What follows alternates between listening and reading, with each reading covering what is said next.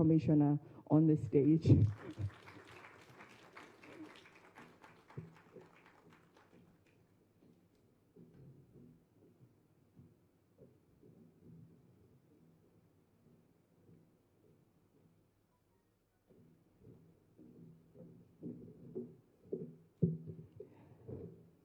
And a very big round of applause for Honorable Justice Bintu Fatmata Algali to please come on stage.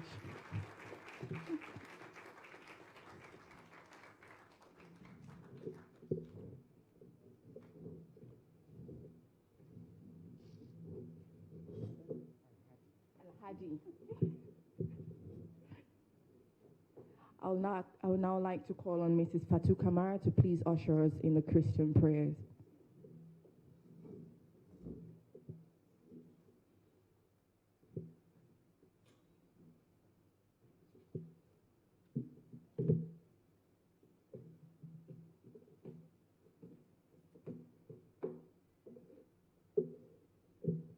Shall we rise and pray?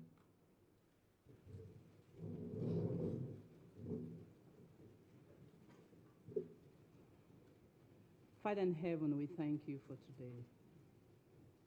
Today, all over the world, we join our counterparts in celebrating International Anti-Corruption Day. We thank you for the Commissioner and Deputy Commissioner and all of members of staff of the Anti-Corruption Sierra Leone. Father, we thank you for our set goals that were achieved, and more especially on the theme, as of this year, 2021, putting women in the center stage of the fight against corruption. Putting women on the center stage of the fight against corruption is a clarion call. And today, as we have notable women, women of reputable position, who will be speaking on behalf of us, we know they are going to talk to the world. They are going to speak to all of us here that we women, we can do it, and we're able to do it. Also, we want to thank you for the life of the Commissioner. As the theme goes, putting women in the center stage of fighting corruption. Our Commissioner, since he assumed office in 2021, it was in his agenda. He put it on paper, he strategized it, and he executed it. Today, women in the commission of the Anti-Corruption Commission in Sierra Leone are proud of him because we have been placed in policy making, service delivery, and decision makers. Mr. Commissioner, we say thank you, and we say God bless you, and we say we are proud of you. As Psalm 107, verses 1 to 2 says, "Oh, we give thanks unto the Lord, for his mercy endureth forever." Verses 2, which is so special, says, "For he has redeemed us from the hands of the enemy." Fighting corruption in the world, and especially in Africa, is not an easy thing, because we are seen as enemies. But you, oh Jehovah, you've guided us. You've been our guide. You've been our guide, and we ascribe that greatness unto you. We thank you, we honor you. On that note, we ask for the Holy Spirit to be with us, and the blood of Jesus to be with us here. And today, we give you all the glory and honor. In the name of Jesus, as we open this conference, in the name of Jesus, the Father, the Son, and the blessed Holy Spirit, in Jesus' name we pray.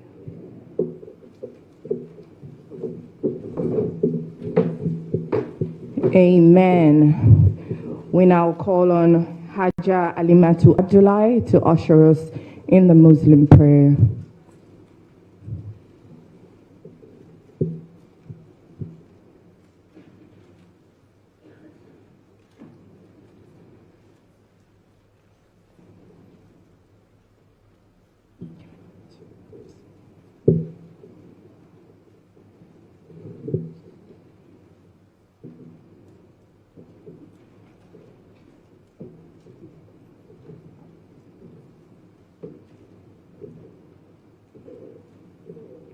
Assalamu alaikum wa rahmatullahi ta'ala wa barakatuhu. A'udhu billahi minash shaitani rajim. Bismillahir rahmanir rahim. Alhamdulillahi rabbil alamin. Alhamdulillahi rabbil alamin. Alhamdulillahi rabbil alamin. O Allah, we give you praise, we give you thanks for giving us this day. Today, the International Day of Anti-Corruption.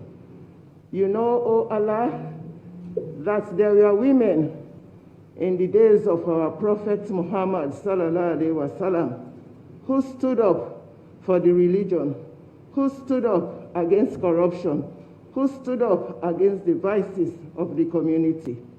Today, we are here to celebrate this wonderful day and putting women at the center of the fight against corruption. Indeed, the Anti-Corruption Commission has made a very, very brilliant decision to choose this topic. We know, O Allah, that indeed you made us all, men and women, equal, but you know that the women are really fighters against corruption. We pray that you continue to give women the determination, the zeal, and the know-how to fight against corruption. Because we are the mothers, we are the sisters, we are the wives of the men. So we can influence corruption in our homes, in the community, and in our country. We pray, O Allah, that this program will be a very successful one, and the impact will be felt throughout the country. We pray for the commission, the commissioner, and all the staff of the Anti-Corruption Commission, that they continue to fight without fear or favor against corruption. Give them the wisdom, give them the knowledge, give them the understanding to be able to detect corruption, to fight it, and to help us in building our nation. Bismillahirrahmanirrahim. Rabbana atina fi dunya hasanatan wa fil akhirati hasanatan wa qina azabana wa qina jannata ma'al abrar. Ya Azizu Ya Ghafar Ya Rabbal Alamin. Subhana rabbika rabbil izzati amma yasifun wa salamu ala mursalin. Alhamdulillahi rabbil alamin. Fatiha. A'udhu billahi minash shaitani rajim. Bismillahir rahmanir rahim. Alhamdulillahi rabbil alamin.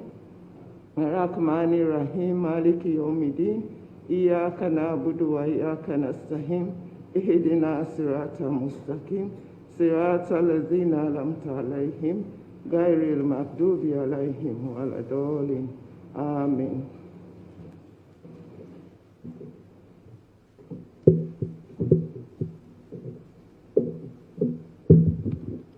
Well, my work here is done for now. I'd like to call on a very fine, young, gentle lady who would be introducing the chairperson for this program, Martina George.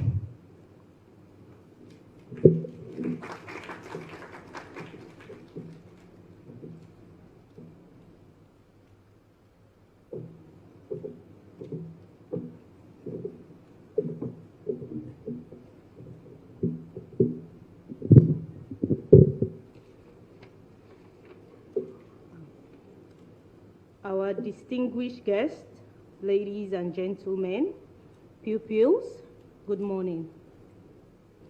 It is a great honor to introduce the chairperson for this special occasion. I am of the strongest conviction that this exceptional woman who will steer the ship is fully equipped to effectively sail us through this entire event. She holds a master's degree in business administration from the Institute of Public Administration and Management, University of Sierra Leone. She has held several key positions in the Commission, and through the span of 13 years in the Commission, she has been a very effective and efficient lady. She has demonstrated excellence, dedication, and commitment, attributes which earned her this current enviable position of the Deputy Director of National Anti-Corruption Strategy, NACS. Ladies and gentlemen, it is a pleasure to put you in the capable hands of no less a person but our chairperson, Mrs. Edita Mata Konya Fofana.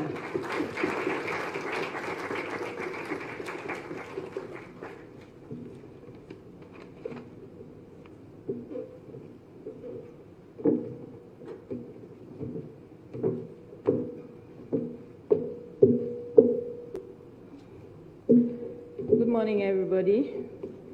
And thank you very much, Martina, for that sweet and short introduction. Members of the High Table, on behalf of the Commissioner, management, and staff of the Anti-Corruption Commission, I warmly welcome you all, especially the women, to this year's International Anti-Corruption Day commemoration. On 31st October 2003, United Nations General Assembly adopted the United Nations Convention Against Corruption and designated 9th December as International Anti-Corruption Day to raise awareness of corruption and the role the convention can play in preventing it.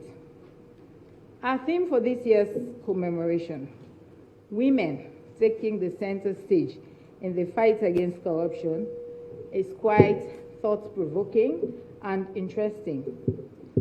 It implies that women have not been playing the central role in the fight against corruption, and I will subscribe to that to a certain extent.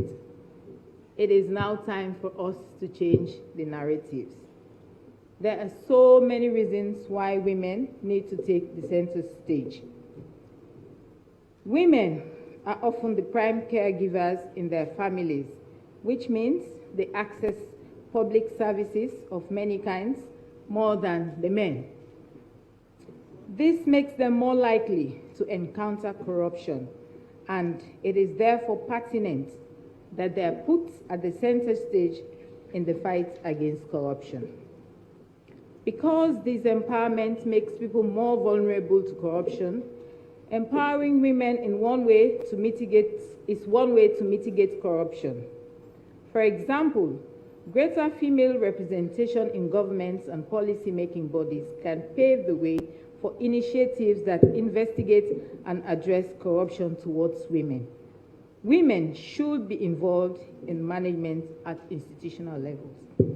In the 2020 annual report of the ACC, it indicates that there has been a steady female population growth in the Commission. Am I right, ladies of the ACC? We have been having steady growth according to the annual report. In 2019, the Commissioner, with support from management of the ACC, took an unprecedented step by carrying out a female-only promotion when 16 deserving female staff members were promoted to various senior positions within the Commission. The Commissioner has consistently made deliberate interventions to ensure female participation at management levels, which has put female staff at the center stage, and the process is ongoing. ACC can boast of 2 female among 5 regional managers. The investigations and human resource departments are headed by women. So you see, the good work and the accolades we keep having out there are powered by these women within the institution. That is because we have been placed at the center. Though we can do more, the ACC is on the right track in putting women at the center and aims to achieve a 50-50 representation at institutional level. At this point, I'll briefly like to comment on my journey to where I am in the ACC as a case study. As has been mentioned, I've been in the commission for close to 13 years, and I have spent 5 of those years working in the National Anti-Corruption Strategy Secretariat. And I must say, during my tenure there, I have seen myself grow, and I've been given the platform. And that has been because I have a very supportive boss, Mr. Nabila Musa Kamara, who is a male director, but he has given me the platform. And I've been able to showcase myself. Just 2 weeks ago, we were invited to give a talk, the department at Orange, Sierra Leone. And of course, my director told me to go and represent the unit. And what he did was he gave me an outline of the presentation. I built on it, and I did that. So that is the kind of male supervision that I have. And also on the higher level, the commissioner himself is very, very passionate about women representation. I remember in 2019 when we were having the National Anti-Corruption, when we were launching, and then lo and behold, the high table realized that, oh, we have made a mistake. And Commissioner was the very first person to realize that. And then he called me and said, leave all what you're doing at the back there, come to this high table and join us. So that is the kind of commissioner we have. Also, a few weeks ago, we were discussing our work, and Commissioner was like, you know what, you people should be doing more of you should be telling the public more about the work you do, and your department, because of the nature of the work you do. And so he asked the Director of Public Education to make the arrangements. And I was on 98.1 for the very first time on that Prime Radio discussion as a guest that was my very first time really in terms of having to be on the platform like that.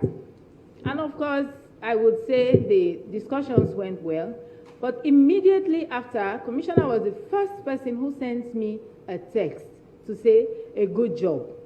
And of course, when I came back to the office, I got a lot of congratulations for my male colleagues. So this is just to show all of us that when women, and I'm here today in this capacity because those around me, especially the men, have given me the platform. And I want to also state that it is the same for most of the other units within the Commission. So in leadership positions, once you give the platform and set the pace, we can do it. And here we are today, organizing our program with all of this. It was done by the women. The men, of course, gave us the usual support, but this time around, we took it and said, this is our program today. So this is the case study of the ACC in terms of how the leadership encourages women to take the center stage. So I will continue by stating that government policies promoting women's empowerment can help strengthen efforts to fight corruption. Because women in the process to access services of corruption, women in power may be incentivized to pursue initiatives that improve the delivery of basic services for women, which will reduce corruption affecting women. As more women take the center stage, they are less likely to be exploited and more able to demand accountability from those in power. Elected female representatives in government can reduce some forms of corruption because women often suffer from misallocated resources.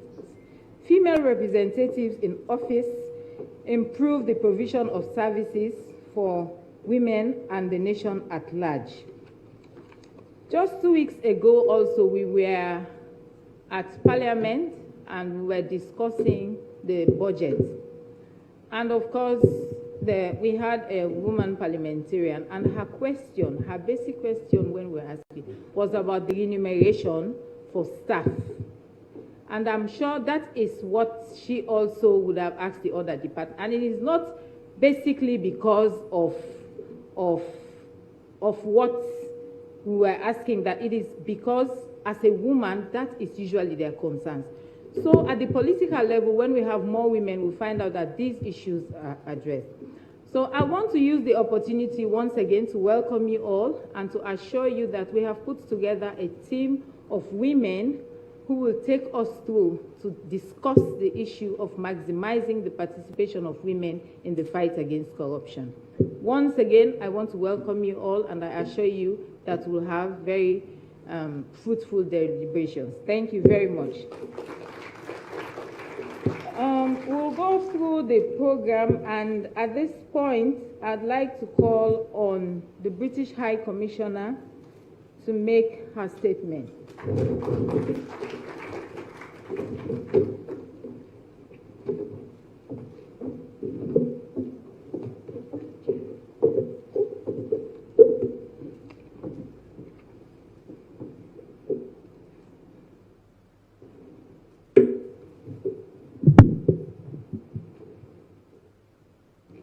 Anti-Corruption Commissioner, Deputy Commissioner, Executive Director for CARL, distinguished ladies and gentlemen and pupils, thank you for this invitation to participate in the National Women's Conference to mark International Anti-Corruption Day.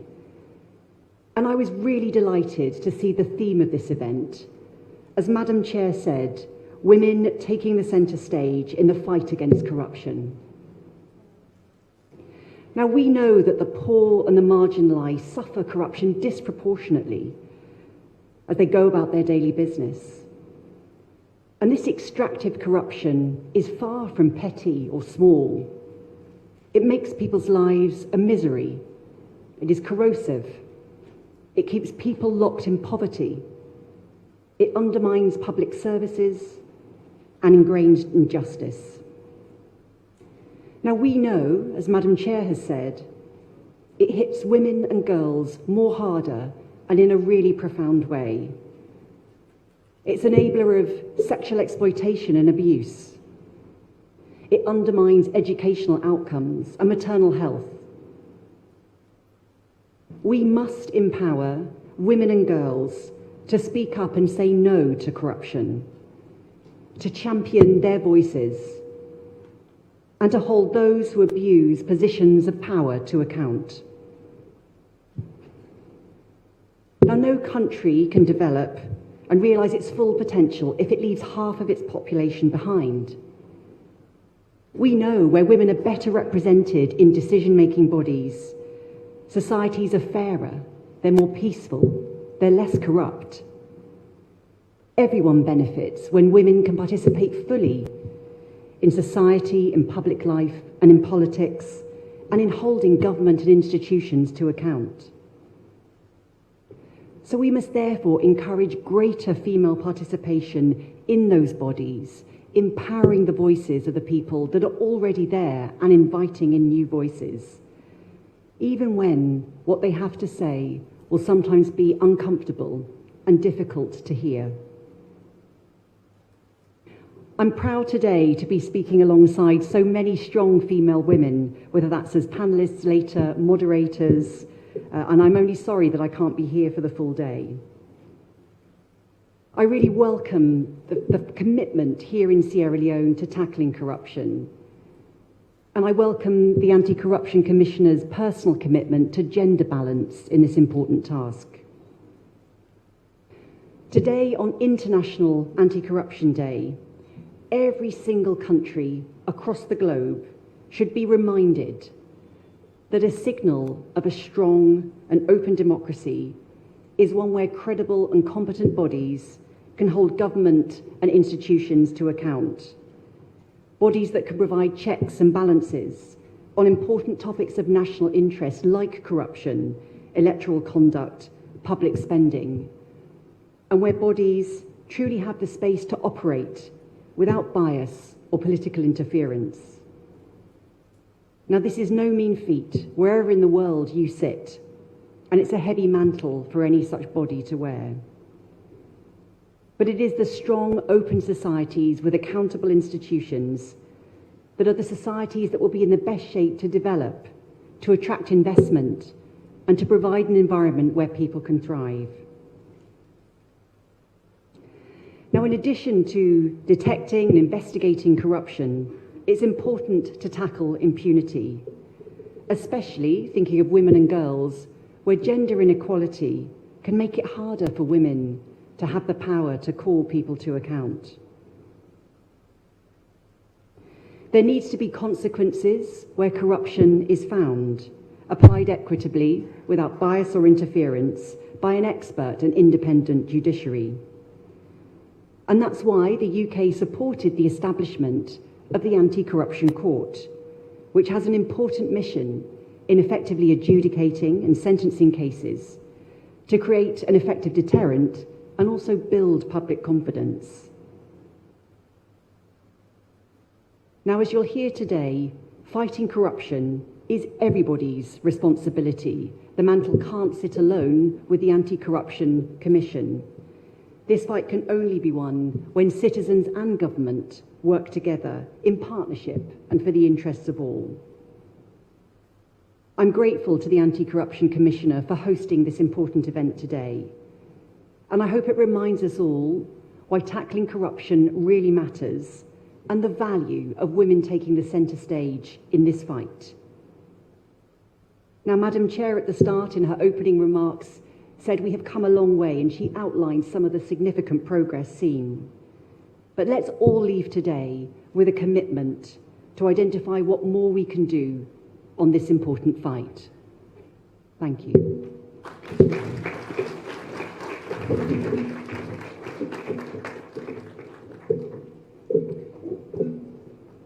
Thank you very much, Madam British High Commissioner. We'll now call on the Executive Director, Carl, to make a statement.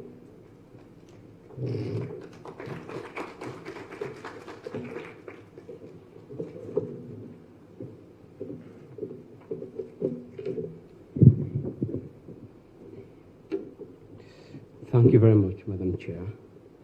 And please permit me, Madam Chair, ladies and gentlemen, to stand on existing protocols. I'd like to start by saying how pleased I am on behalf of the Center for Accountability and Rule of Law to be collaborating with the Anti-Corruption Commission for the third year consecutively in commemorating the International Anti-Corruption Day. Of course, as a center, we collaborate with the ACC on so many other levels. Over the last 3 years, we've worked with the ACC to produce the first corruption perception report since 2018, thanks to funding by the UK government. We've also supported the anti-corruption division of the court that the High Commissioner spoke about. We monitor cases before the court. We also do joint public education programs with the ACC. We also worked with the ACC on the Pay No Bribe campaign. We coordinated the project in the Southern Province. So over the last decade, I should say, we've worked extensively with the ACC. But I'm particularly enjoying our collaboration now, not least because of the gains that we've seen, but because of the prospects. So on that note, I'd like to start by congratulating the government of Sierra Leone, but more particularly the Anti-Corruption Commission, for your ongoing efforts to fight against corruption. We know it is a difficult fight. It is difficult for so many reasons, but the fact that we're still here doing this shows that we remain committed to the fight, and I'm sure we will continue to make progress in spite of the many challenges that confront our collective efforts. Today's commemoration event is yet again an opportunity for us to reflect on the progress I just talked about, but also to think about how we can continue to address the many challenges that confront us. I'd like to use this opportunity, Madam Chair, ladies and gentlemen, to urge every Sierra Leonean, especially women and girls, to support the Anti-Corruption Commission and indeed other institutions of accountability in the fight against corruption. It is actually also an opportunity to ask questions of ourselves how we can support, but more than just asking questions, we should commit ourselves to speaking out, speaking up, and actively supporting the fight against corruption because it affects our lives and our country's development aspirations. The theme for today's commemoration by the ACC, which has been repeated by previous speakers, women taking center stage in the fight against corruption, is absolutely appropriate. Obviously, given the fact that women bear the brunt of corruption, inarguably they disproportionately bear the brunt of corruption. And our data at the center shows that of all the corruption cases that we've monitored over the years, at least 95% of the perpetrators or alleged perpetrators are men. But when you go to our public health centers, it is women who are struggling every day. Access to water for domestic use, women suffer. Sextortion or sex for grace in our schools and universities, it is the girls and women who suffer. When we did a report on sextortion a few years ago, it showed that the prevalence rate was about 70% in universities and schools. It is huge. And there are so many ways that women and girls suffer from abuse of office, blatant corruption, and even, obviously, it's violence. So it is important that women, and I should say men, work collaboratively to fight corruption. But the reason women must take the center stage, and I'm actually pleased to see that the number of women in the corruption is growing, and I'm really delighted to see many eminent, strong women with integrity speaking here today. The young guys who are in the room, if you are looking for inspiration, you'll be glad that you came, because I've seen names on the list. Certainly the keynote speaker and a few others who will be speaking to you today, who have done extremely well to support the fight against corruption in their own little ways, in their own corners, through their platforms. And it is an opportunity for all of us to create our platforms, use existing platforms to speak up, stand up. There are so many ways you can take the center stage as women and girls. Resist corruption. Say no to bribery. At the very least, pick up your phone and report to 515, to ACC to say, or even report an honest officer. Report that you met an honest officer. Report that you've met a corrupt public officer. And support the ACC and indeed other institutions of accountability to fight corruption.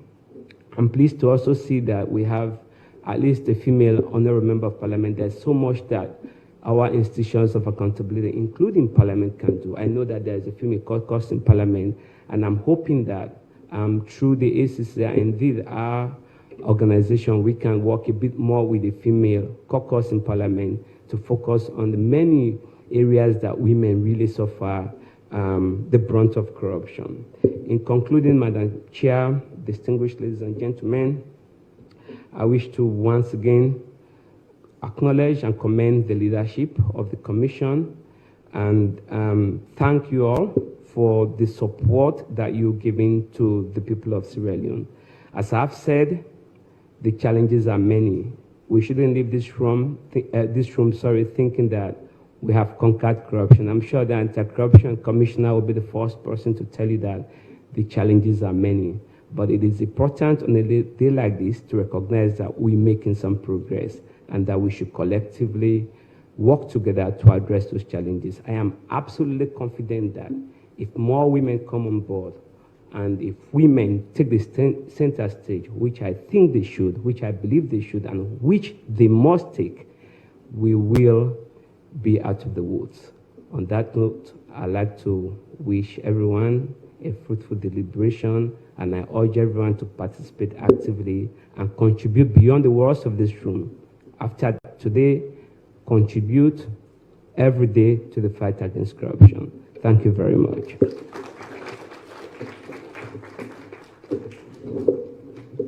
Thank you very much, Executive Director Carl. And It is very important what when the statement he made about making reports, especially women. Women being the ones who are affected must be in the forefront to make the reports to the ACC. Thank you very much. This is just for all to know that the program is broadcast live on SLBC, AYV, ACC Facebook page, YouTube, and Zoom channels. This is just for your information. And we will now call on a female pupil of Vine Memorial School to make a statement.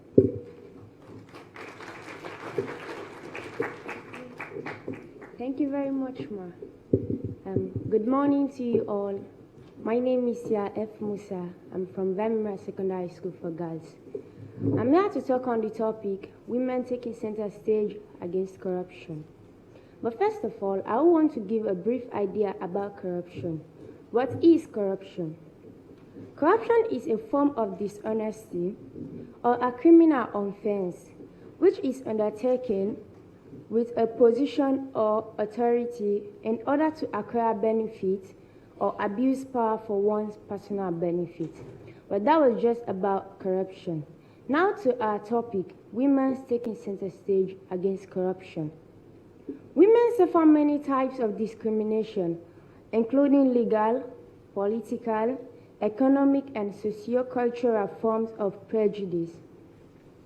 It is therefore not surprising that women, and especially poor women, are particularly vulnerable to corruption. The fight against corruption should not be left in the hands of our male counterparts. Girls and women can also take the lead to fight against corruption. Corrupt practices are done in different parts of the country. It can occur in schools, offices, religious places, and in our communities. Let me single out corruption in schools and tell you its effect. The most corrupt practice in schools is cheating in both internal and external examinations. Most pupils do feel it is their right to do so. Now, cheating, as we talk about the effect, reduces your esteem, undermines your self-confidence, and limits you in your discussion with others because your result is not genuine. Another vital part which needs to be tackled in our learning sector is bribing and prostitution in schools. Prostitution in schools simply talks of young girls selling or giving their bodies to teachers or lecturers for instant grades or high grades. This simply tells that young girls and women are mostly disturbed and affected by corruption, and more especially, the poor women and young girls are involved in corruption which left with no choice. For example, desperation is another factor that may lead women and girls in corruption.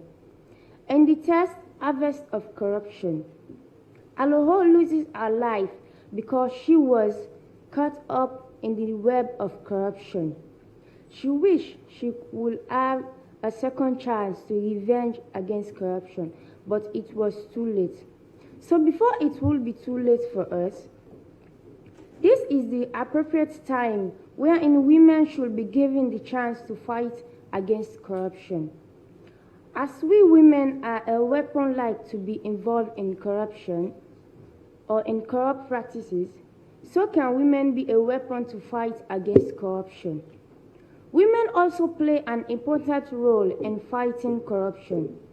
Greater participants of women in public life can help in design of gender approaches to anti-corruption, which can prevent corruption experienced by women in the first place and allow them to resist it, report it, and seek redresses when it occurs. Let me conclude by telling women and especially young girls that the fight against corruption is not easy, but together and gradually we can eradicate it. Let us all bear in mind that the harvest of corruption is not favorable not to talk of storing them. But integrity pays with a benefit. There is a saying that when you educate a boy child, you just educate a man. But when you educate a girl child, you educate the whole nation. So my request to you all is for you to allow women to play their own role in the fight against corruption and involve them in anti-corruption education.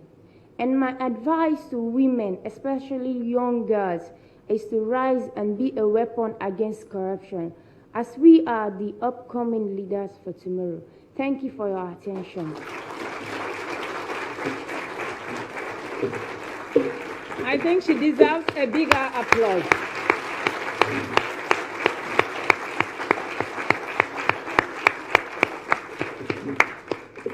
Thank you very much.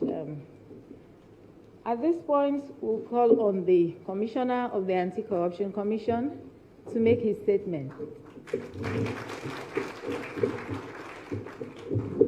Thank you. Thank you. Today is a great day, not so? When women speak, what do the French say? The French say, "Que femme veut, Dieu le veut." That means what women want, God wants.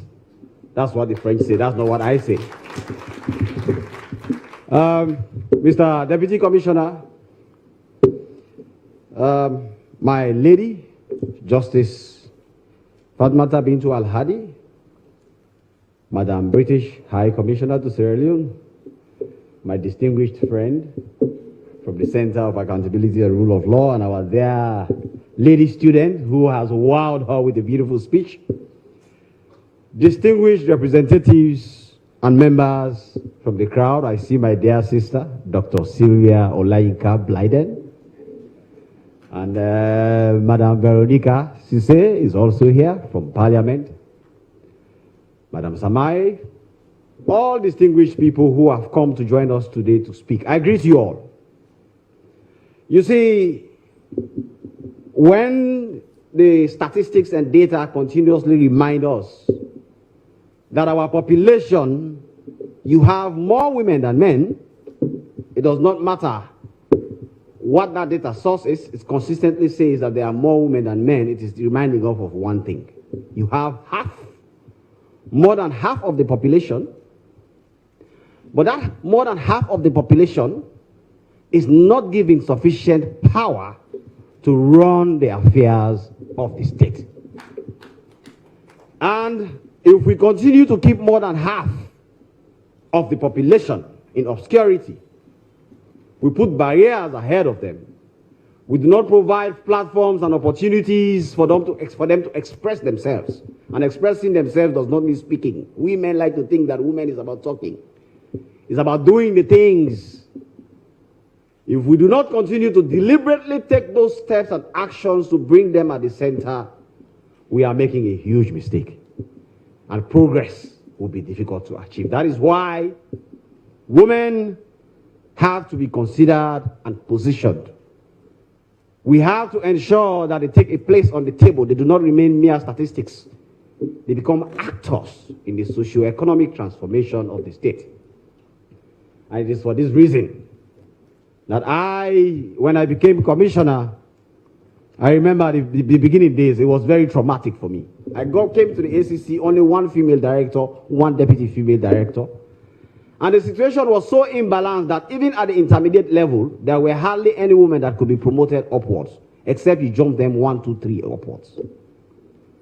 And I was like, how could this place be like this? I remember discussing with my deputy commissioner then, Mr. Shirley Davis. I said, Mr. Davis, how do you expect to run the commission like this when women are not in the position to take decisions? We go to meetings and there's only one woman. Directors meeting, one woman. It was then Madam Colonel Sanko. So I said we have to change this.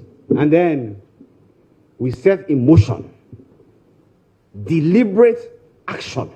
Firstly, to make sure that we position women in position so that when opportunities, I remember telling them then, I said it's not about today.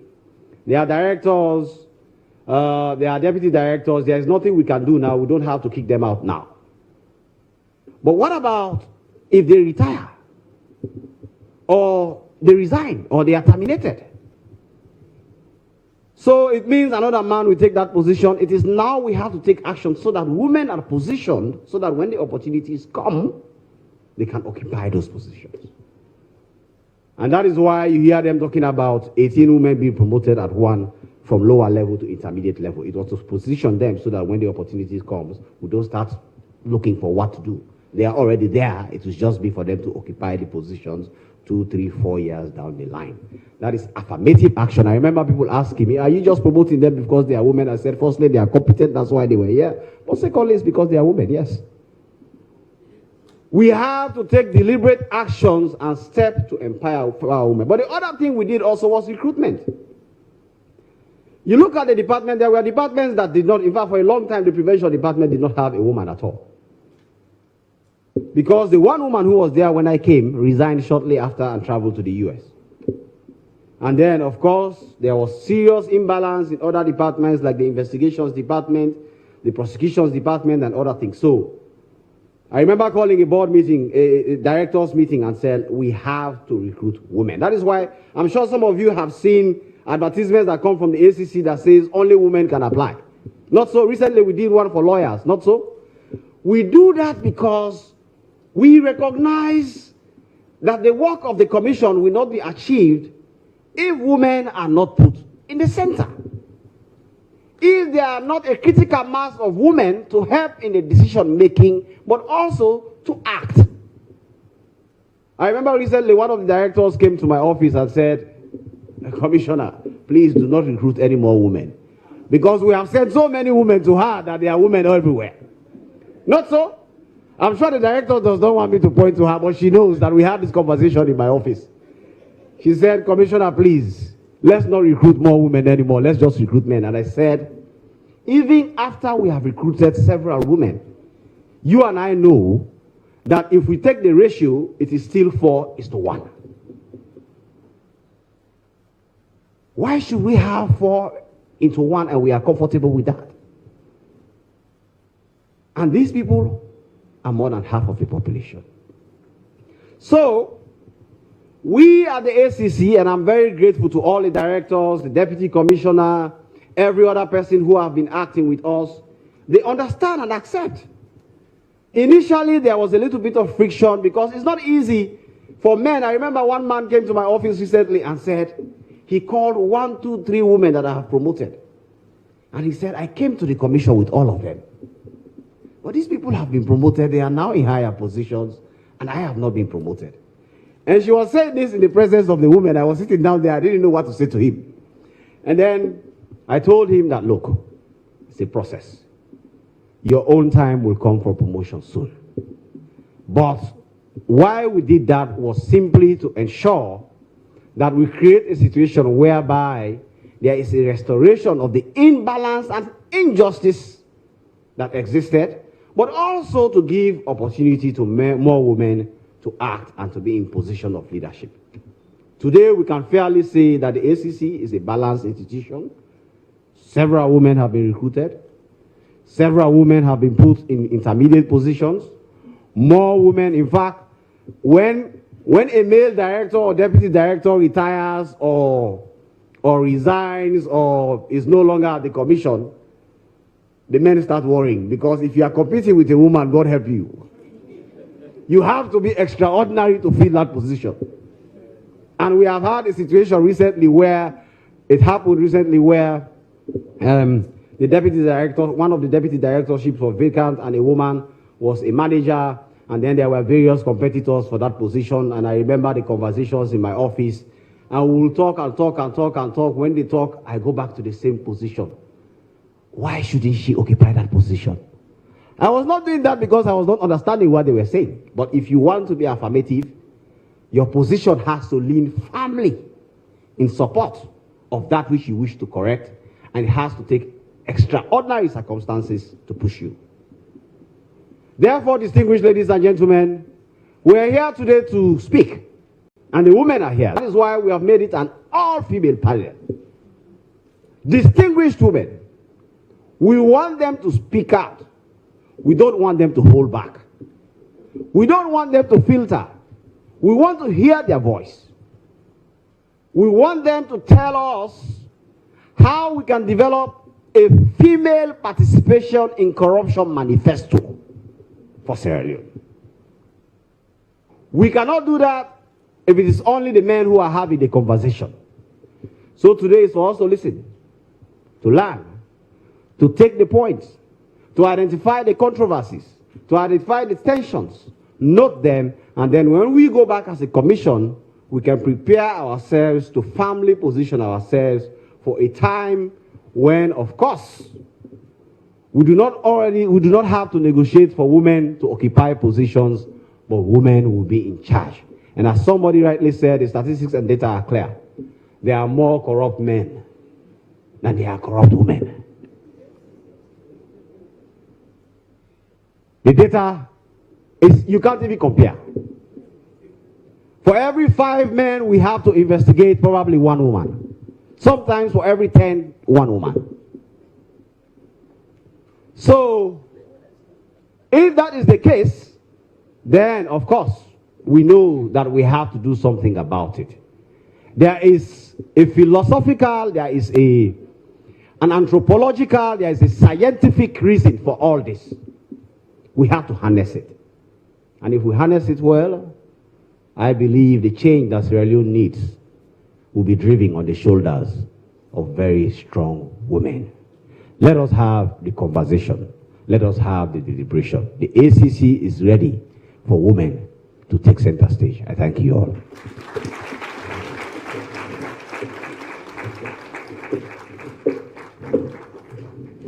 Thank you very much, Commissioner. The Commissioner has said it all. And so all we can say is we look forward to women taking the center. At this point, we would like to call on Mrs. Alisama to introduce the keynote speaker for today. Mrs. Alisama. Okay.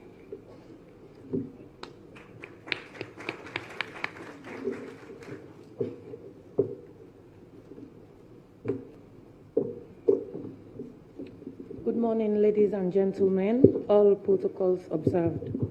I have the privilege and honor to introduce our keynote speaker for this occasion.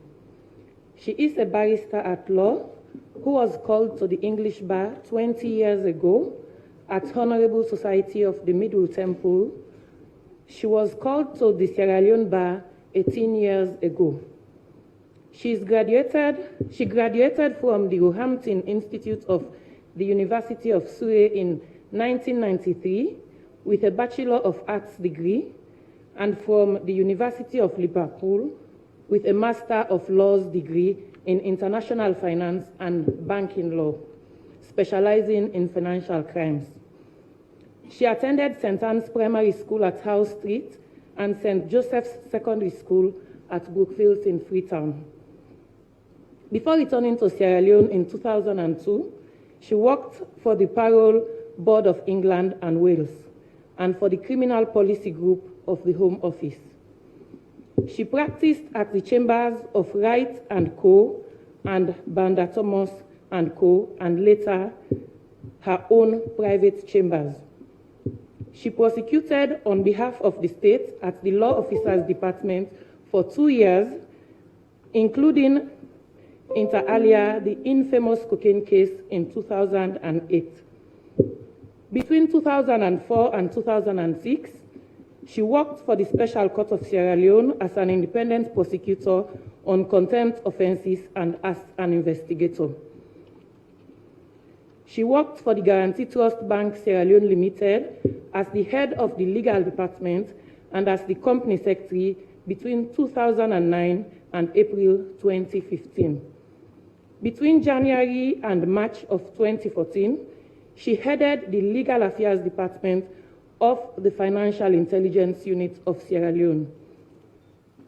In 2015, she was appointed a judge of the High Court of Sierra Leone, where in the span of 5 years, she sat in the Commercial Division, the Criminal Division, the Civil Division, and the Anti-Corruption Division of the High Court. She is the second most senior judge sitting at the Anti-Corruption Division of the court.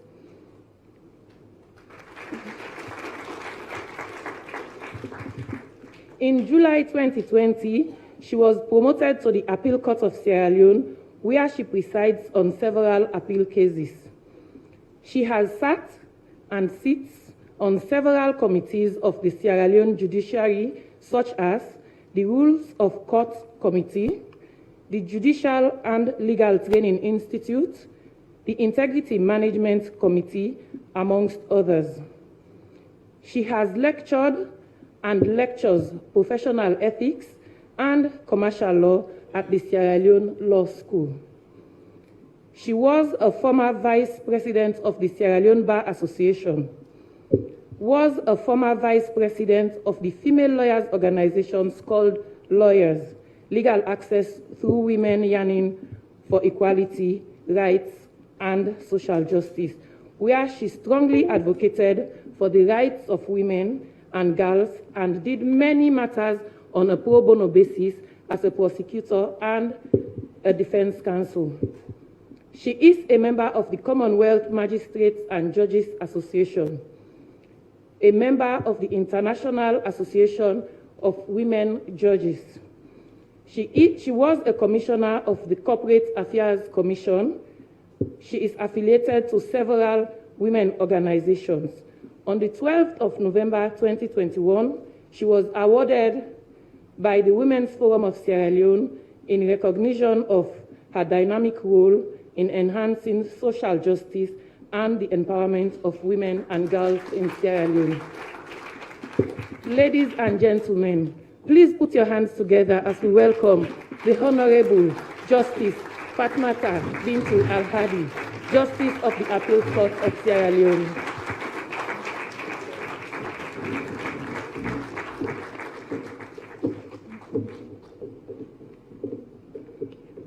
Thank you very much for that introduction. Madam Chairperson, distinguished ladies and gentlemen, may I stand on existing protocols? I am honored and humbled to be here in this august gathering and to be the keynote speaker. As you may already know, corruption has become an inevitable part of us. No country, no region, and no community are exempt. It is a dysfunction that we all must fight to eradicate, to save our souls. Ladies and gentlemen, permit me to start my speech by giving you some background information on this day that we are all observing today. On the 31st of October 2003, the General Assembly adopted the United Nations Convention Against Corruption and requested that the Secretary General designate the United Nations Office on Drugs and Crime as the Secretariat for the Convention's Conference of States Parties, Resolution 58/4 of 2003. The Assembly also designated 9th December as the International Anti-Corruption Day in a bid to raise awareness of corruption, its deleterious effects on society, and the role the Convention can play in combating and preventing it. The Convention came into force in December 2005. Governments, the private sector, non-governmental organizations, the media, and citizens around the world therefore have joined forces to fight this malaise. The United Nations Development Programme and the United Nations Office on Drugs and Crime are at the forefront of this endeavor. Several definitions have been proposed by different bodies.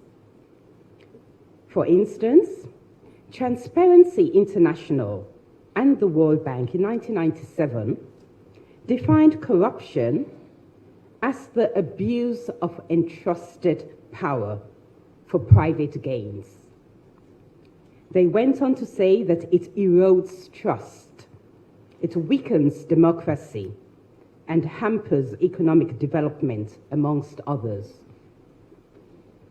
Social scientists, such as Guy Toned, in 2016, defined it as the abuse or complicity in abuse of public or private position, power or authority to benefit oneself, a group, an organization or others close to oneself, where the benefits may be financial, material, and or non-material.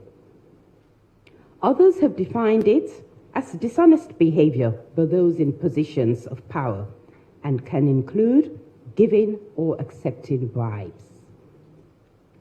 It can thus be adduced that corruption is the solicitation of personal gains overtly or covertly through bribery, coercion, and or other forms of pressure.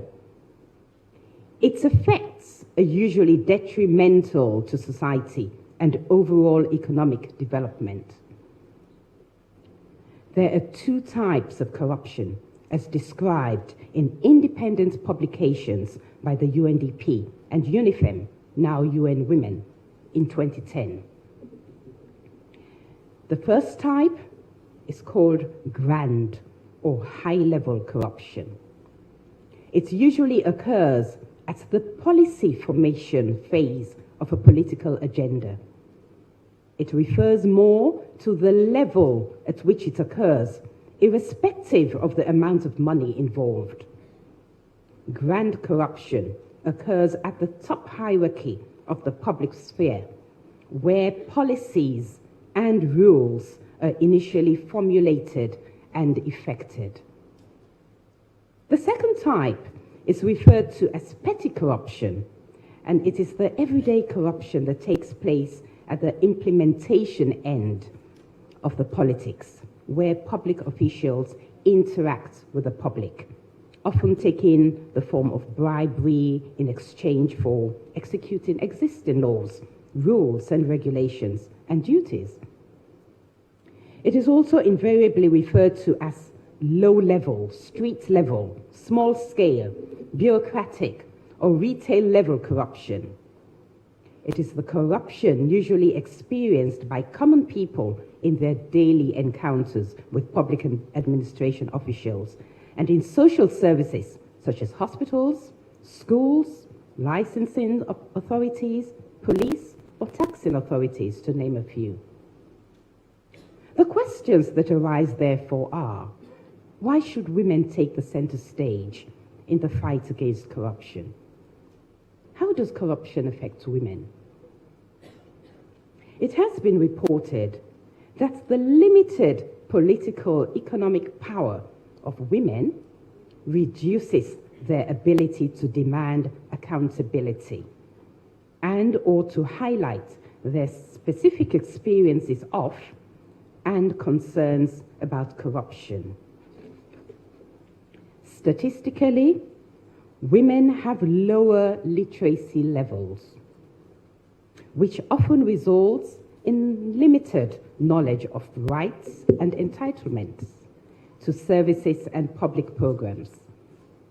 This leaves them more vulnerable to extortion and abuses by laws and enforcement officers in regulatory agencies. Various pieces of research have shown that corruption occurs with impunity in places where the systems that hold those in power accountable for their actions or that enforce sanctions against wrongdoings are weak. This is either because duty bearers are inaccessible or the state has withdrawn altogether. A 2020 report by the United Nations Office on Drugs and Crime suggested that women are disproportionately affected by corruption than men because, one, they have less socioeconomic power, and two, they access more public services where corruption is more likely to be prevalent. A joint UNDP and UN Women report of 2010 highlighted that petty corruption, that is when basic public services are sold instead of provided as of right, affects poor women and girls who are often asked to pay bribes, including sexual favors. Women's disempowerment and their dependence on public service delivery mechanisms for access to essential services such as healthcare, access to water and education increases their vulnerability to the consequences of corruption in related social service delivery systems. For instance, research published in 2019 by the UNDP highlighted that in Anglophone West Africa, the most prevalent corrupt practices were 1. Absenteeism of health workers, 2. Diversion of patients to private facilities, 3. Inappropriate procurement, 4. Informal payments, and 5. Theft of drugs and supplies. Thus, these forms of corruption led to lower access to and utilization of health services, which in turn resulted in higher maternal mortality. A study also published in 2019 by Christian Michelson Institute, CMI, shows that corruption contributes to poor education outcomes. Diversion of funds meant for proper functioning of schools and the payment of bribes for educational services disadvantaged poor students and reduced their chances of equal access to education.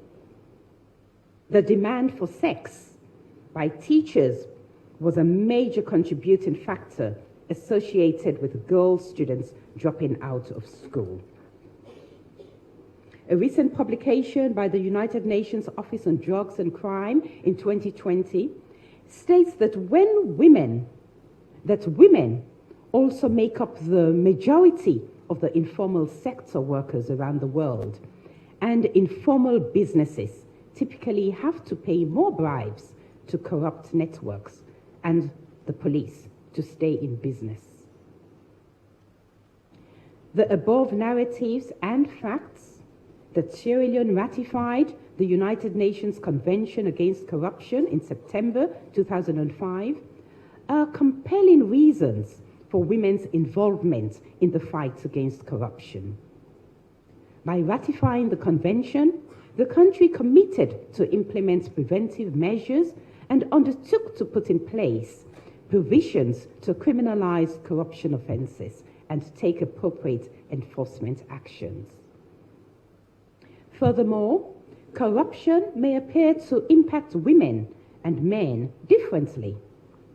Women's perceptions and consequences of corruption go far beyond the widely accepted financial or material definitions. It includes more diverse misuses of power, such as sexual trafficking and exploitation, illegal actions, and physical abuse, which are usually perpetrated by men and or are oblivious about. Empowered women who could participate in decision-making are normally powerful actors contributing to the fight against corruption. Research studies carried out in 2010 established a strong correlation between low corruption levels and higher women's representation among top-ranking public officials and political appointees, such as ministers, permanent secretaries, heads of public sector agencies, and so on. Further elucidation in recent studies allude to the fact that higher women representation in decision-making structures take place in already less corrupt environments where gender inclusivity and mainstreaming are upheld. That is, gender-related barriers have been minimized or eliminated in such circumstances. So how do we get gender equality and the fight against corruption in Sierra Leone? Women participation in all sectors of public life is crucial. for greater accountability, transparency, and responsiveness from governments and service providers. There is thus a need for gender mainstreaming in the enforcement of laws and delivery of social services. For that to happen, there is a need for strengthening our laws and institutions, guaranteeing equal rights for men and women into policy and rules, making positions and allowing women to fully participate in the fight against corruption. Thankfully, Sierra Leone has a robust legal and regulatory framework for fighting corruption. Numerous laws have been enacted and regulatory strategies and policies have been developed. The different organs of government, that is the executive, parliament, and the judiciary, in cohorts with civil society and the media, contribute to our nation's anti-corruption efforts. Ladies and gentlemen, in view of the above mentioned, I wish to make some specific suggestions for consideration. Disrupting corrupt networks. Disrupting corrupt networks through the introduction of a wide array of actors, including women from different cultural backgrounds, may be a far greater and long-lasting deterrent to corruption than simply focusing on the positive influence of women alone. Diversity. Diversity is important not only in the context of fairness to individuals and marginalized groups, but also to improving equitable distribution of justice across the society. Against this background, diversity should be used as a strategic tool in combating corruption. Building on women's awareness. It is necessary to build women's awareness of basic governance concepts and challenges. The campaign should mostly be directed to poor women, especially those in hard-to-reach remote rural areas who are socially disadvantaged as low-income earners in ethnic and linguistic minorities that tend to be excluded from mainstream societal networks through which they can leverage greater resources and access to services. Evidence is emerging that when a significant proportion of at least 30% of public office holders are women, gender equality and inclusion issues gain more prominence in public deliberations. These deliberations often include anti-corruption agendas and strategies. Efforts to proactively preach gender equity of at least 30% of women in all spheres of decision-making activities should be reinforced.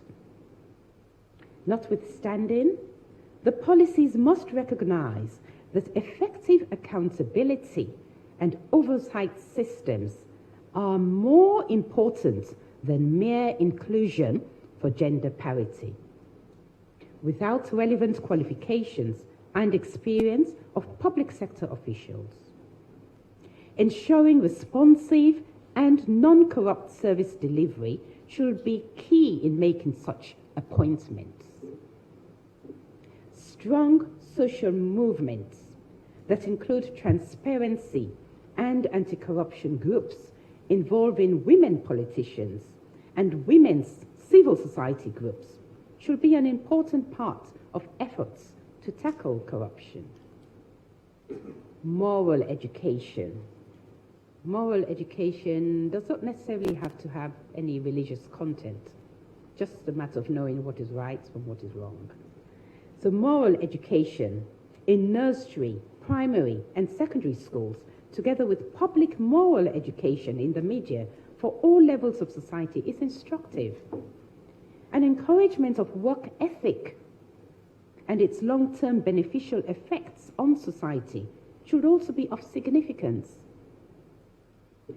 Gender-sensitive good governance will ensure that public resources are spent effectively and efficiently on public services that build human capital in a gender inclusion way, reduce corruption, such as sexual extortion, which will prevent other abuses of women's human rights, integrate into political reforms and anti-corruption programming.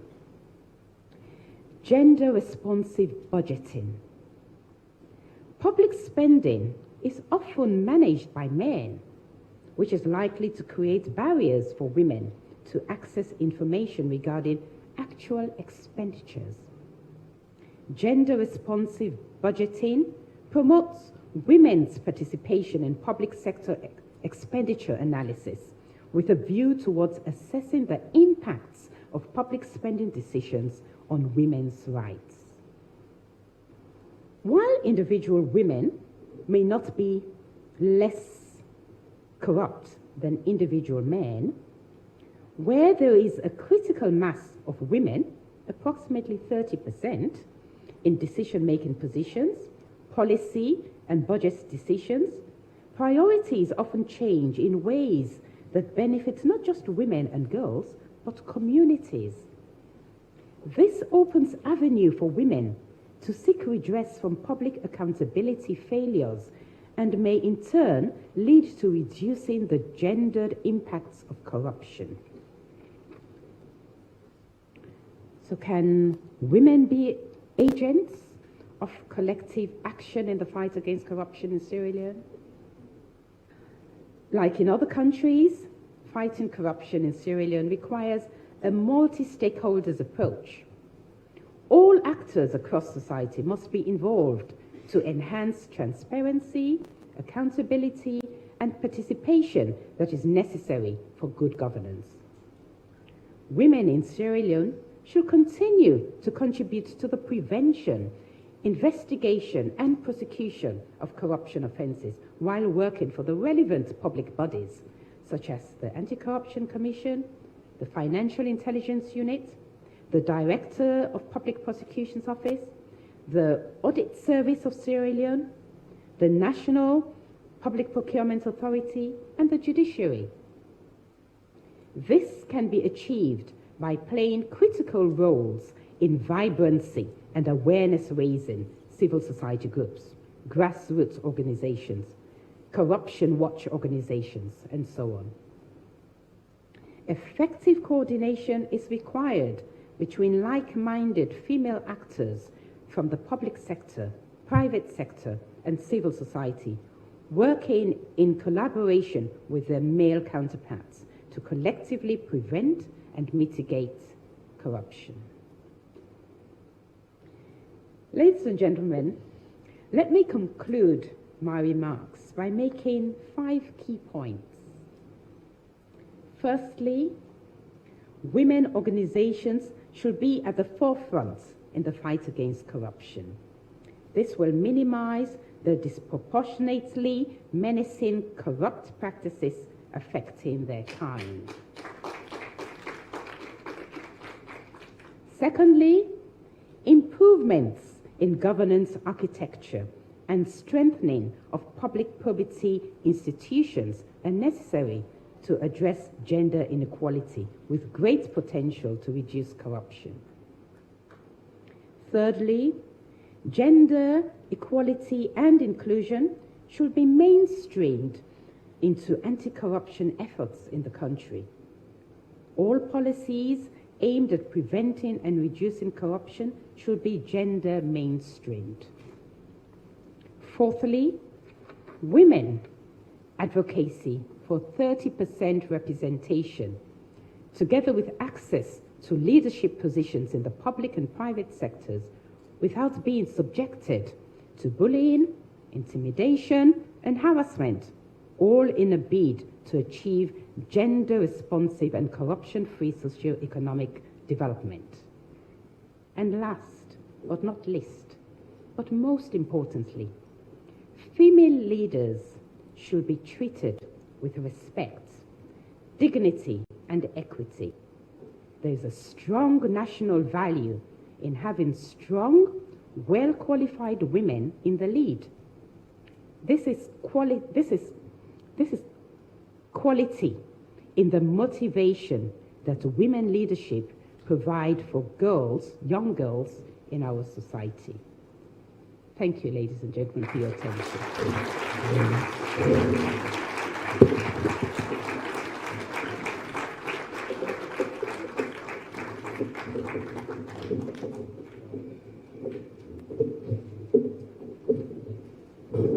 Wow. So I'd like to join in asking the question, can we, women, be the agents to support the fight against corruption in Sierra Leone? Can we? Can we? So that should be our take-home today, that we have a role to play and we can be the agents. At this point, we would want to have a short entertainment from Kandebura Entertainment for just 5 minutes. Are they here? Are they here? Okay.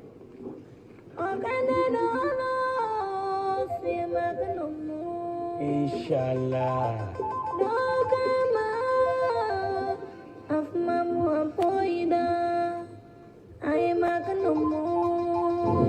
Amizu, kota kuldi wafirami.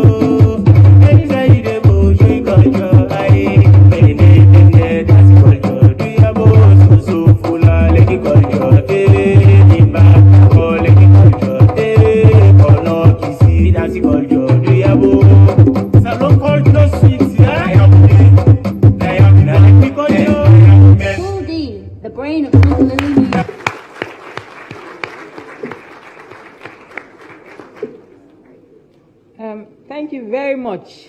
That was entertaining, though short, but at least. Yes, so we also want to call on a 6-minute skit to be done by Shaka Kamara, Elias Eyemata, and Tim. 6 minutes, yes.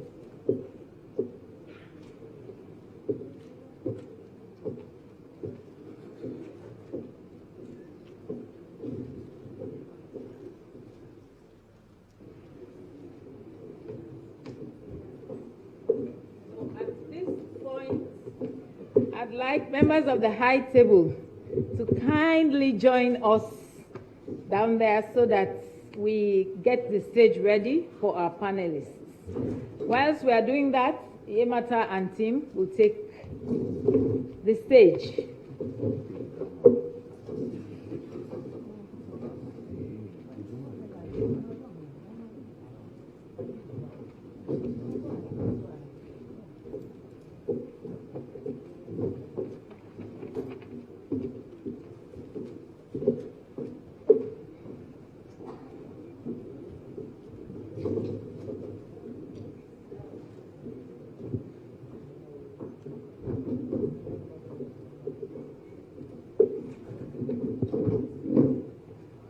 Okay. Thank you very much. Good day, ladies and gentlemen. Commissioner, are you okay now? You're well seated now. Okay, Mom. Thank you very much. This is not the drama presentation for now. It's not yet time for that. This is just brief performance while the stage is being set for the panel discussion. I'm Shaka Kamara, comedian Yemata, the laughing matter. But today this is serious matter because my boss is here. If I misbehave now, Nakombo, God is good. I think, where is the British High Commissioner? Okay. She said, this is colossal because corruption keeps the minds of people in poverty. Truly, truly, without mandate or how many of we hear? Then begin the way they see to us. Finally, they don't know the one way they do oral English. Now we see her today, so. They don't go, eh? La lefo. I can't go appear before and for British visa, it not give me. Oh, Commissioner, God bless you. Margaret, you get serious fine. He introduced everybody, he left DC. Papa, God bless you, sir. In Corey letter, na himself write a word inside. Himself words here. So we demand then this blessed day now who can scratch. Because we there our commissioner say this na woman program, not so. And no, we're not going to go service day on. Then they can't begin serve. And just a brief information, please. You know say they far now for go now. If he left Sudan, we serve you, no go no side. You don't know people get that bad habit. They never know so they owes they far as they eat per program. You go joy you no more now. You know they can't go by that we area far. If the area far go now, will not serve it. Please now put hands together for with mommy at the house.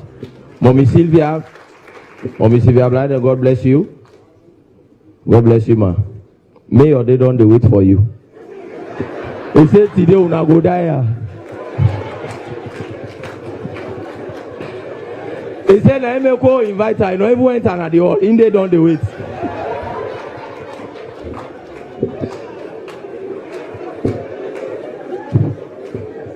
Anti-corruption staff, oh yeah.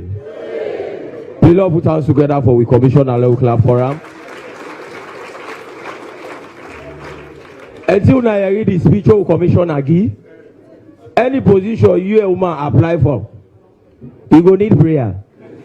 If you want to rub lipstick, na business. But on the more serious note, corruption they lead to poverty. Very serious. Apo make me daddy go to school, go talk price for school fee. Just enter the principal of it. Principal, how much we say primary school fee this year? The principal said this year primary school fee na 12,000. He said for this short bubble, you not go hold 7.5. Now the principal say, go, you don't set record. Me and me daddy would don't na oh, sticky there's no food. And angry get the way they catch you, things they begin changing na year. Sticky there's no food, they watch me daddy, they see a J1 bread. Why ask me brother? I say I they see that they see a butter. I say well this law try arrange a one time. Now poverty make one guy go to map before ATM machine from money to net for pull 10,000. We pull even the machine ala. No can I get no get nothing for you. It's very serious. So we still the carry on. They still the park. We see the youth minister. Kana Kinjime say one buying with the youth them. They left buying and saying phone loss. Now begin ala do a big. Me phone don't loss. Una pull up for me. Now one of the gangsters they say, "Why you pull the code? They pull the phone." Because one put her off now, the phone now they go off. Very serious. And also corruption. They talk about exam malpractice. Yeah, now we institutions there. We're very important. This will last law exam. One guy go part-time company nine back. Say spy. Are they spy from me? They join on. You are lad. I go spy now. I go spy from you. Afraid students will get cross here. It is spy, no know side they watch. So as you see, I just say the Lord be with you. Yes, you not go able to tell. And I think we IG representative they have put up hands together for the police. Yeah, Salon police that they try. I don't see you say Salon police refuse bribe. They say I think I say no. I say Bobo, Salon police don't improve. Now I say forget now my pockets don't flop.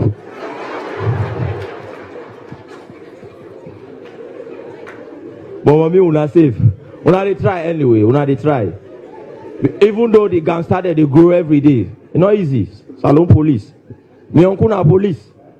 If the whole gun he had koboko, you know do it take penef. Whether they go there, they say because the bobo they say don't pull close now. And they tell you, try the way then they take kush, whether they talk with the area. Hey bro, what's in the abu now? That's not kush.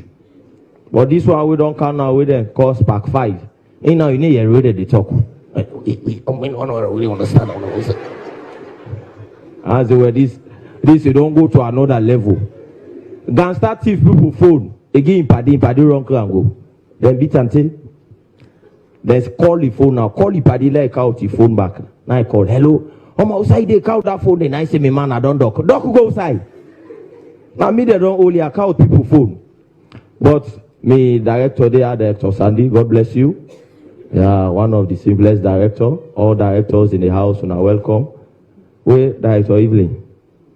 Yeah, God bless you. They say this, they left smile to people, you put them as L. So okay, then go just write your statements, not worry you. Okay?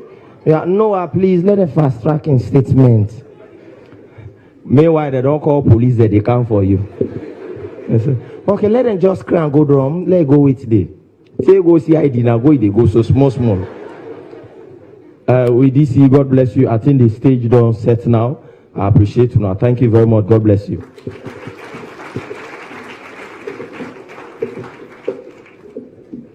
Thank you very much. Do we all know that Yemata is a staff of the Anti-Corruption Commission? So even though he's like this, the day he was interviewed, I saw a different Yemata for the job. But anyway, that's for another day. So ladies and gentlemen, the moment we've been waiting for is here. Our panel discussion.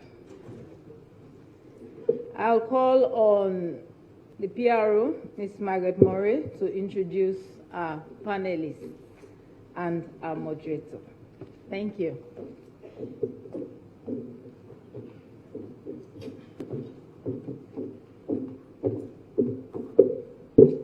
Thank you very much, Mrs. Fofana. My job here this afternoon is not much. I'm here to introduce the moderator and the panelists for the discussion on women taking center stage in the fight against corruption. Our moderator is the head of advocacy and movement building. She is a practicing barrister and solicitor of the High Court of Sierra Leone. She was previously a state counsel at the Ministry of Justice and senior defense counsel at the Sierra Leone Legal Aid Board, and serves as General Secretary of General Legal Council, the authority responsible for the regulation of the legal profession in Sierra Leone. As former president of Power Women 232, a network of women professionals and entrepreneurs, and former vice president for Lawyers, the Female Lawyers Organization, she is an inspirational advocate for the empowerment of women and girls and always willing to serve in their interests. Additionally, she is the Saturday breakfast show presenter on Capital Radio Sierra Leone. In 2007, she excelled as the moderator for the vice presidential candidates debate during Sierra Leone's general elections, and most recently, she was the legal analyst for the Women's Situation Room during the Sierra Leone's 2018 elections. She has been recognized as one of the 100 most inspiring Sierra Leoneans and 50 influential Sierra Leonean women 2019 and 2020 respectively. Her favorite quote is, "Feminist politics aims to end domination, to free us to be who we are, to live lives where we love justice, where we can live in peace.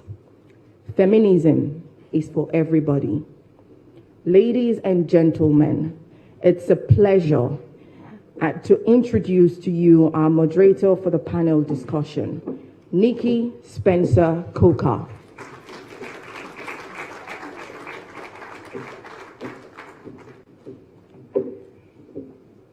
Our first panelist is currently the Executive Secretary of the newly formed Independent Commission for Peace and National Cohesion, set up by an Act of Parliament in December 2020. She is the founder and was the Chief Executive Officer of Advocacy Movement Network for 17 years, an indigenous non-governmental organization based in Sierra Leone. She holds a master's degree in development studies and has been an advocate on human rights and peace-building issues at national and international platforms. She developed a passion and interest in humanitarian field with specialty in alleviating the sufferings of women and children in Sierra Leone. She is highly self-motivated and passionate about gender issues and a firm believer in youth mentorship. She has won many national and international awards and accolades for her unrelenting efforts and passion in promoting resilience and empowerment for vulnerable women and girls in Sierra Leone. Please help me welcome Hawa Sali Samai.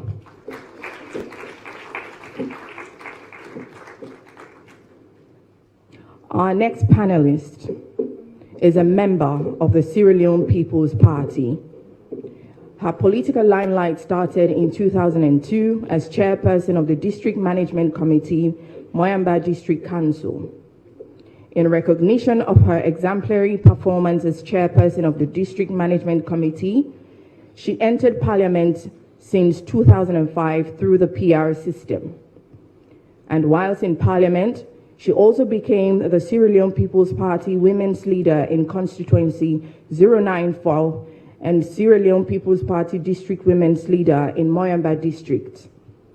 On her re-election to Parliament in 2007, she served as chairperson on different parliamentary oversight committees, including the Committees on Fisheries and Marine Resources and Information and Communication. Since the inception of the 5th Parliament of the Second Republic, she was nominated as member of the Sierra Leone delegation to the ECOWAS Parliament in honor of her tremendous service to Parliament and the country at large. In a similar vein, she was appointed chairperson of the Parliamentary Committee on Trade and Industry. In addition to the above, she was appointed president of the Sierra Leone Parliamentary Female Caucus. In 2019, she acted as the Speaker of Parliament. And as part of her achievement at constituency level, she constructed the Veronique's Junior Secondary School at Kagboro Chiefdom, among others. In recognition of her parliamentary performance, she was awarded as Best Member of Parliament in 2008 by all walks of life. Outside political and parliamentary career, she is an actress and a movie producer of the Veronique's production. And as a result of her excellent performance in the film industry, she has been awarded the National Entertainment Awards in 2018 and many other international movie awards. Please help me welcome Honorable Veronica K. Cisse.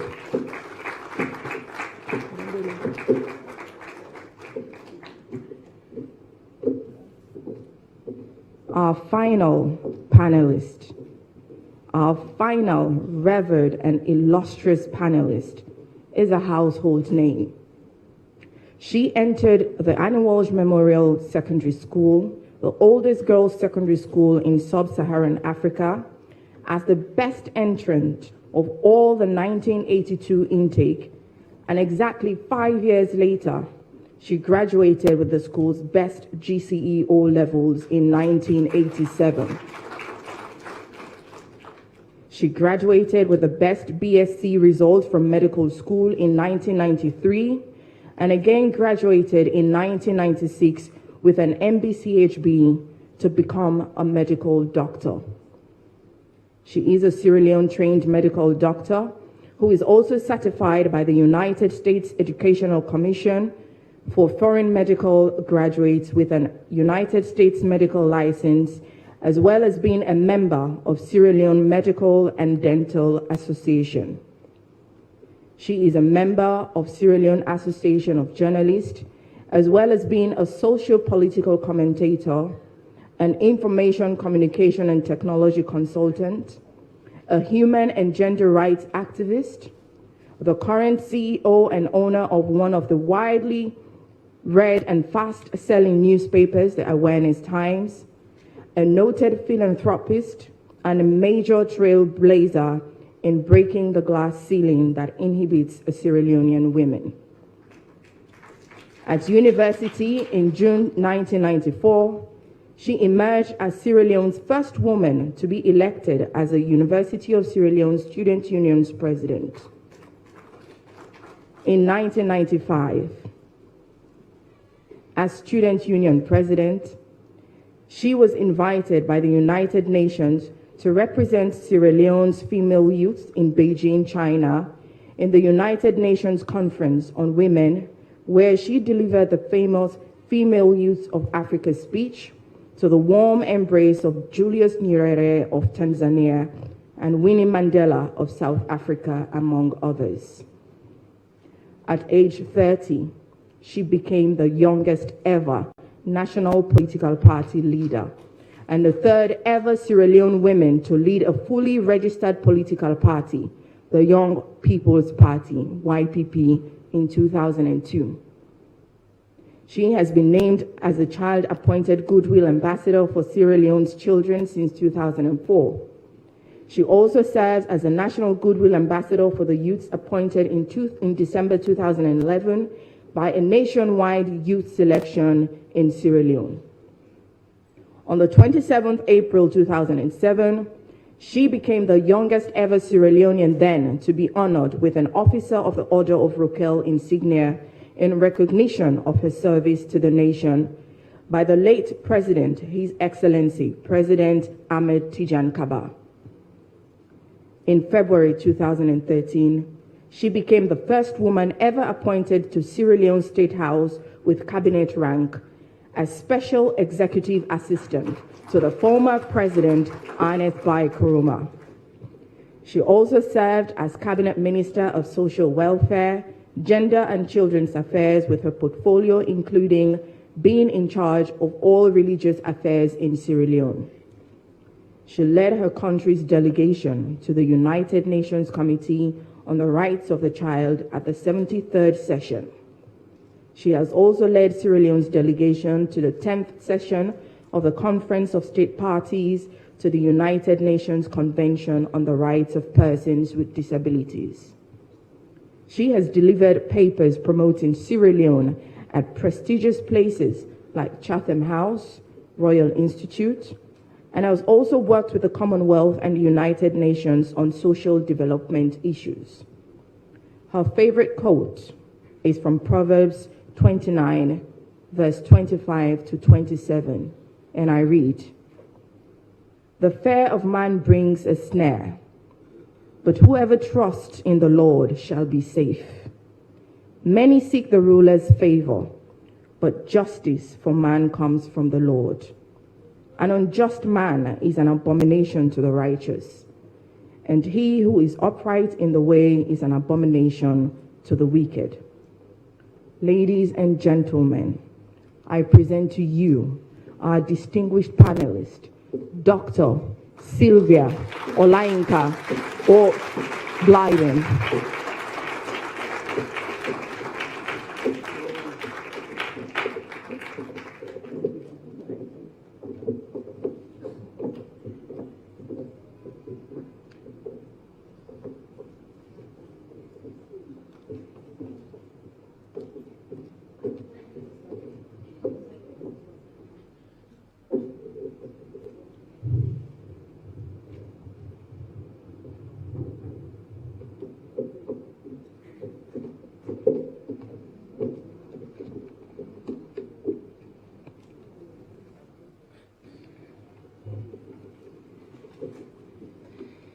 Madam Chair, my Lady Justice Al-Hadi, Commissioner Kaifala of the ACC, Deputy Commissioner, female staff of the ACC, distinguished panelists, ladies and gentlemen, good afternoon. My name is Nikki Spencer Coker. As Margaret gave a lovely introduction, and I bring you greetings from my institution, Purposeful Feminist Organization in Sierra Leone. So I put that at the forefront so that we shall not be inadvertently offended for any reason as we go along, right? And I also, at the start, will also ask for forgiveness of my dear friend, the Commissioner, if I inadvertently offend. But then again, he's asked us to be, open, to be upfront, to be controversial if that's what it takes. So the gloves are off, right, panelists? Right? But we'll keep it cute because at the end of the day, we are still ladies. Corruption is an abuse of trust, power, or position for improper gain. It includes offering and receiving bribes, embezzlement, conflict of interest, sextortion, nepotism. The list is endless, and plainly speaking, in Sierra Leone, it is an endemic problem. According to the 2015 Population and Housing Census report, female citizens account for 51.3% of the population, as opposed to males at 48.7%, and it hasn't changed much. And yet, out of the, I think, approximately 146 members of our parliament, only 18 are women, representing about 12% of the population. And there are only 4 female members in cabinet. Let me provoke you all by submitting that this is symptomatic of endemic corruption. Let me be bold to say that patriarchy is corruption. A World Bank study of 150 countries in Europe, Africa, and Asia reveals that there's a link between higher representation of women in government and lower levels of corruption. Another study by Transparency International, uncovering 60,000 households in more than 60 countries, also found that women are less likely than men to pay bribes. What corruption and gender have in common is power, the access to it, and the abuse of it. And we know that power is still overwhelmingly in the hands of men. And I'm not in any way implying that women are less corrupt than men. After all, corruption does not have an assigned gender. But what we know so far is that gender equality and women's empowerment, such as greater female representation in government, higher literacy rates, and an increased labor force participation rate for women are all indicators of a thriving nation, and this can be linked to reduced levels of perceived corruption in the country. So, ladies and gentlemen, and distinguished panelists, the real question here this morning is, can women really make a difference in the fight against corruption? And if yes, how can we maximize their role? So with that, let me turn now to our panelists and see if we can tease out some factors for us all to learn from here, deliberate on, and come up with some sort of plan, because I think that's what the anti-corruption wants us to do today. A roadmap, so to speak. This is for all of our panelists. I will start with Honorable Veronica Sisay at the far end, being, I believe you're now the longest serving member of Parliament, and I think that deserves a round of applause.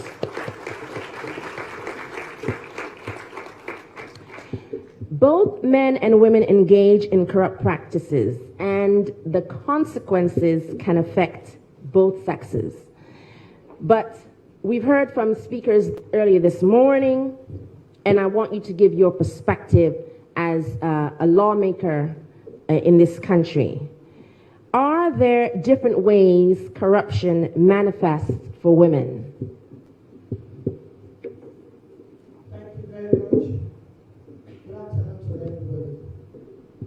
And moderator, before I start, before I go to the question, I must say thanks to the organizers, especially my son. I normally call him my son because he has tried and is still trying. And I want to say thank you. And I just want to recall your memory. The last, when you were in Parliament for your approval, when I said SO2, when normally we want to speak Creole or any other language, we say SO2. SO2. In Timne, they say Ololkeroloi, meaning he's young or he's capable, he's strong. I say that. And now you have proven it and have learned so quickly. And I told them, never mind you are young, some people are saying maturity, blah, blah, blah, but I told them you learn on the job and have learned and have proven it. I'm so proud of you. That's why I told you yesterday that I was supposed to go for ECOWAS Parliament. I said, but for your sake, I will do everything. Because I'm about to you, so why can't I go to make you proud? And I say thank you. Keep it up. And let me tell you why you have succeeded. It's because you have passion for women. And any man in this world, here, if you have passion for women and how he has done, and as we heard from the presenter there and the chairperson from the office saying he has done more for women, God will surely bless you. And all of you here, talking about our 30%, I know you do it. If you want to succeed, like the father then, you will have what it takes to grow like him. Thank you very much. Let me come to your question. Talking about corruption, especially for women in this world, I can see.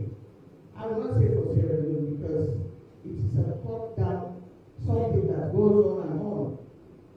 But first of all, what men can do, we can do it better. We can do it better in sex. And if really we want to play a pivotal role, let us be involved in all sectors. Let us be, part of you. We are business partners. We should be seen side by side. Because sometimes men has, I can say with excuse, they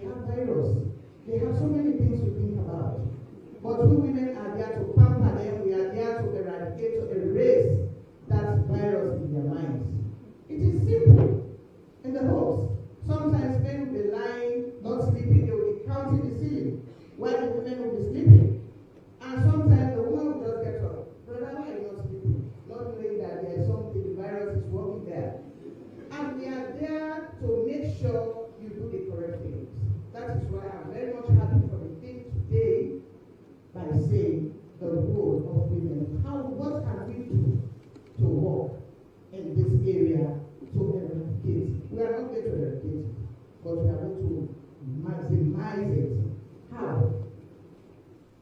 To be able to play an effective role in the fight against corruption, the process through which women gain access to decision-making or public offices is as important as the access itself. If women were to gain access through corrupt means and into corrupt institutions, then most likely they must be corrupt. So Honorable, if I could interrupt you for a second. And that is the essence of why you stand at the forefront for us as women in Parliament, not just for women, but in general for Sierra Leoneans, but as a towering figure, a lawmaker in our Parliament. And whilst all of that is true, I'd like, from your unique perspective, to give us your idea or your take on how corruption manifests specifically for women, as how does it differ, in your opinion, from men or women? Well, for women, we have a role to play in this. We have so many things, the ideas that we can share with them. I cannot vouch because women, we are not 100%. We can do it. We are not 100% because you cannot say I'm not corrupt or I cannot do anything that is bad, but we minimize it. What I want to say here is, to minimize it, the women in the fight against corruption, women must first have equal access to play a role in this fight. We should be given the equal opportunity.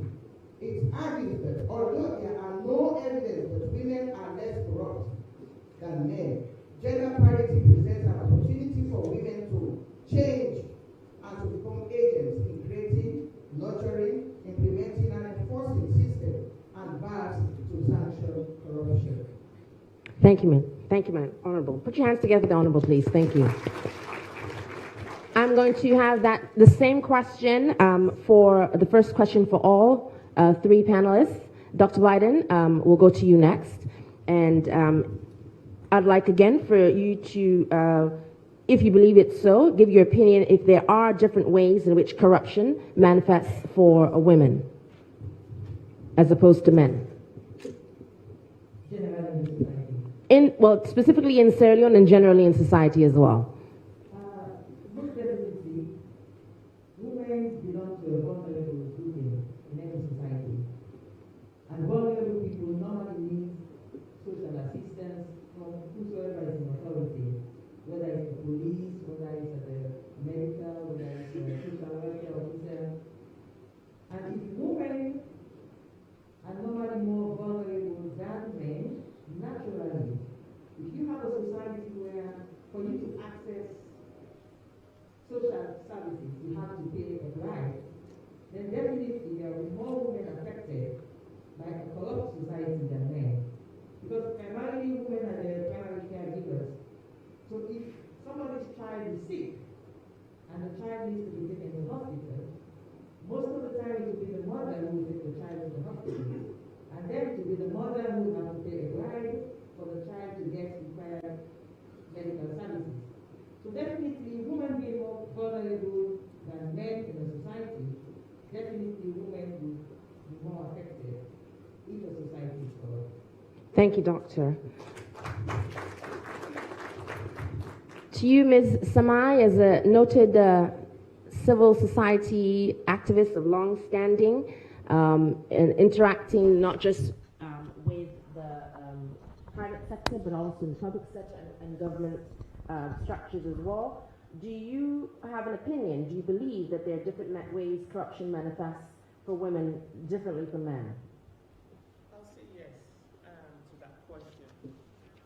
Firstly, looking at our nation, Syria, as a very fragile nation, you find the fragility in every sphere of life, and from children, youth, and the women themselves.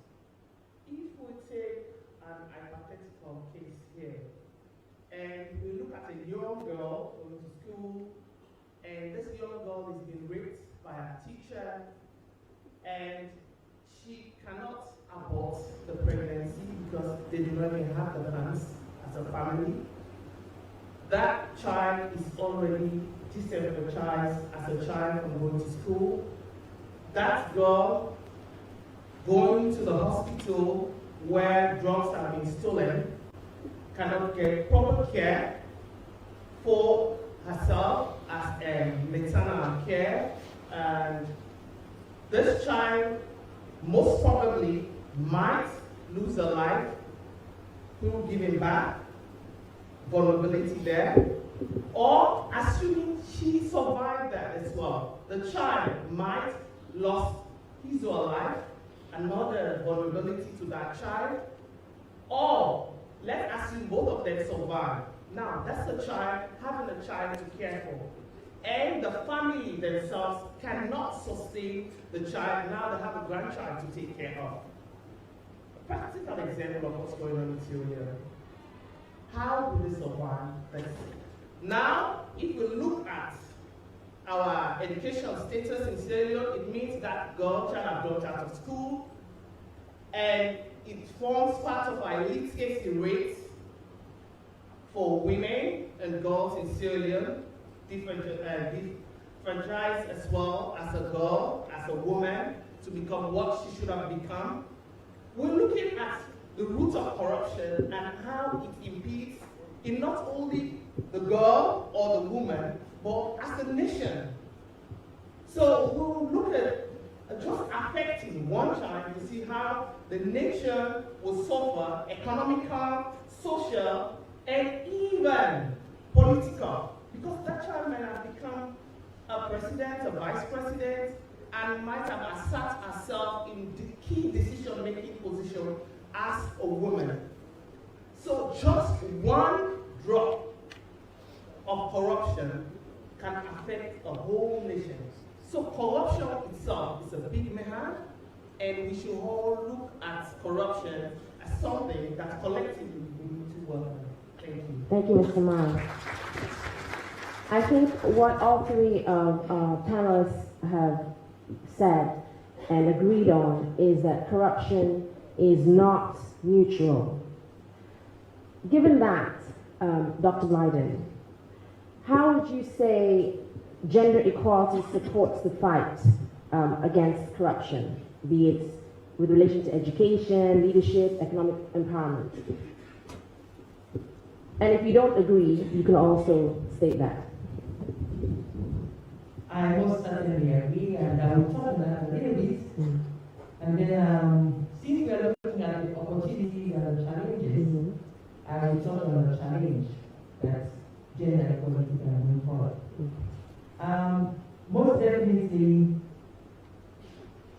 gender equality can support the fight. The fight for gender equality can support the fight against corruption, because as eloquently stated to us by our keynote speaker, it is proven, it is recorded, research has shown that women are less corrupt than men. That's not debatable, it is been proven. So the fight for gender equality definitely will result in more women in positions of decision making, and by extension, less corruption. Now there's a converse to that, and that's going to be one of the challenges that I think the Anti-Corruption Commission and all of us fighting corruption will have to look at as we chart going forward. Now I'm going to give you two short scenarios. Let's say we have a group of men, corrupt men. They have a corrupt agenda. They want to do something corrupt. So what do? They know that there is this big gender equality slogans all over the place, and women are pumped up for more women in authority. So what do? They find a woman, and they put the woman in charge of all their corrupt activities. And when that woman is caught in corruption, they know that there's going to be a loud chant of no, we women won't agree, we want more women in positions of authority. So you're not going to touch this woman, no. Now, that is an abuse of the fight for gender equality. And it is actually happening.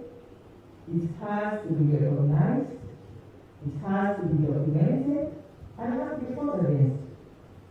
Secondly, if a woman knows that she is corrupt, I have served as a cabinet minister and I have to work extra hard to fight corruption. But it is very, very easy to be corrupt in Sierra Leone. Trust me. The civil servants come up to you, the politicians, and they just show you ways and means for you to be corrupt.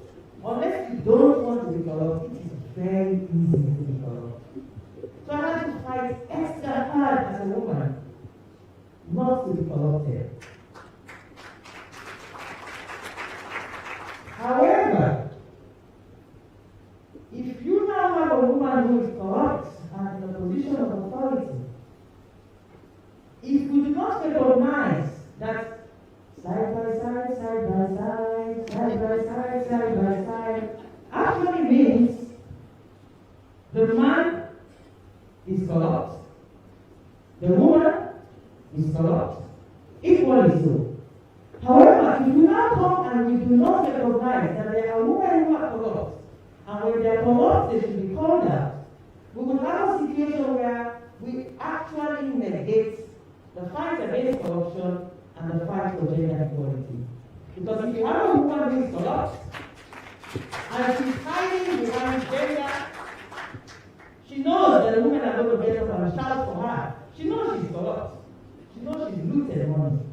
But she knows the women are going to shout and fight for her and say, because she's a woman, we have to recognize that vice. When we interplay and dovetail gender equality and the fight against corruption. Thank you. Thank you, Dr. Biden. Honorable to say, Dr. Blyden makes allusion to corrupt women in Sierra Leone. As the leader of the female caucus in Parliament, you are, and sometimes in an unenviable position of presenting a gold standard. Would you say that women are more fairly or unfairly treated in the fight against corruption? Thank you very much. You see, I always say this. Talking about corruption is a common enemy for all of us, not only women.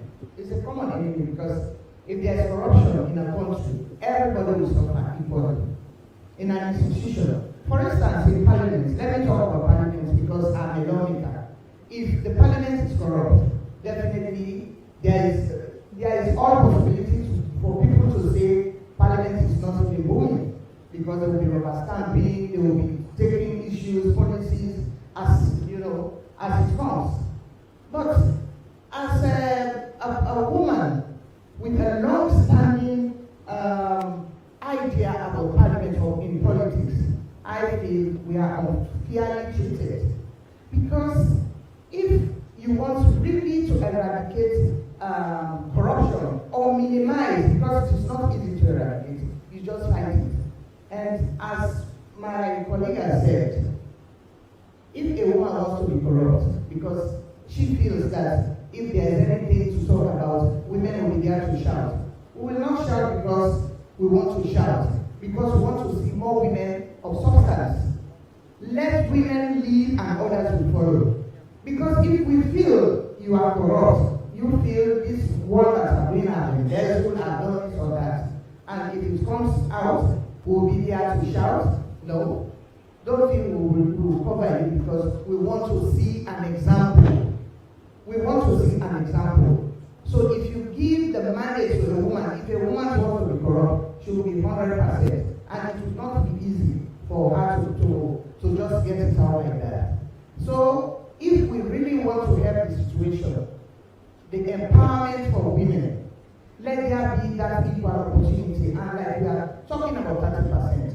Let's say we have 30% in parliament. If there are issues that are, or corrupt policies that are there, we will go in our own SO2 and talk to ourselves. We say this is not good. If this happens, we the women will get the bulk of the punishment because we are a vulnerable group. So to say, talking about the 30%, if we are empowered, if we are 30% in all spheres of life or in the workforce, I think will make a difference. We just want the people to give us the mandate, to give us the chance. And when a woman is disciplined, believe me, there are changes, you see changes. Because you heard from Dr. Sylvia Biden, she was a minister. Sometimes she can be, you know, but for the fact, she can come out to say the truth sometimes. She comes out to say the truth sometimes, never mind what political party or what they can say about her. But when it is fact, she can say it. And these are the women that I want to see. If you are talking about empowerment for women, empower yourself. Changing your attitude doesn't mean you have to change someone's attitude. It starts from your very self. Change your own attitude. When you change your attitude, then you become a woman of substance. Then we'll be talking about the less corrupt practices in the women's world. Thank you, Honorable. Ms. Samai, the question is revolving around gender equality, supporting the fight against corruption, be it education leadership or economic empowerment. As the conversation goes on, there is the question that comes to my mind about whether or not gender equality is possible without a feminist infusion amongst the women in Sierra Leone. From my standpoint, I see it as lacking. So from your standpoint, how would you see gender equality in the support against corruption? Okay, again, I want to say thanks. But let me take us a little bit back. First, where we are and where we're coming from and where we should be heading to. We, Sierra Leone, we are at a very resilient state now as a nation. It means that systems that started working were making some amount of progress, and we're all trying to come together in one way or the other. Where have we been before getting to this point? Sierra Leone has been a very, very fragile state. It deteriorated until it got to war. We were at war. Some of us, I know the young ones do not understand what war means. It was horrible, it was terrible. And a lot of people lost their lives during this time. But we'll ask ourselves, what were the causes of this war? We go back to the TIC recommendations. Some of the highlights from that recommendations were corruption was key, endemic in our nation. We also noticed uneven distribution of wealth. It means some people were rich, the rich were getting richer, the poor were getting extremely poor. And we also noticed the exclusion of minority. And what are those minorities? The minority are the women and the children, the vulnerable population. That's us. Why were we the minority where population-wise we're more than the men because of our patriarchal society? So we were insignificant in terms of decision making. Going back, you will see most of the time there will only be one female minister or just two in a whole cabinet. And we'll say we are still over 50% as women. So definitely, we were in the minority. It didn't go well. The war lasted for a very long time. But who were the ones that actually came to stand and say we're fed up and we're tired of this? They were the majority that were excluded. and those were the women. They were Bintumani 1. They were Bintumani 2. They were everywhere. They were at Fode Sanko's house. A lot of them lost their lives through mediation and negotiations. And yet, we're still irrelevant in the call. Our sister asked the question, were we together?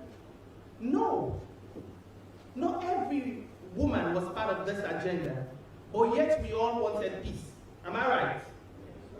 Yes, we wanted peace. So where we are today, do we want a sustainable wealth and a right economy for us, for our children, for the future? Is that what we want? I'm asking. Yes. Yes, that's what we want. So we do not need to be of the same ideology. What we want to see is our systems working. Why is America today where it is? Because their systems are working. Everything is auditable. Everybody is answerable to the system, including the president. Whether you be a man or you be a woman, you're still answerable to society.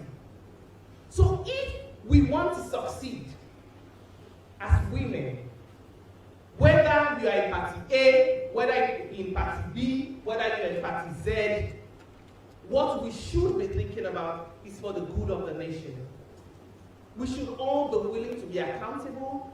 We should all be willing to work towards the same goal, and that's in the interest of the country and not our self-interest, which will keep us in the minority instead of the majority of which we are.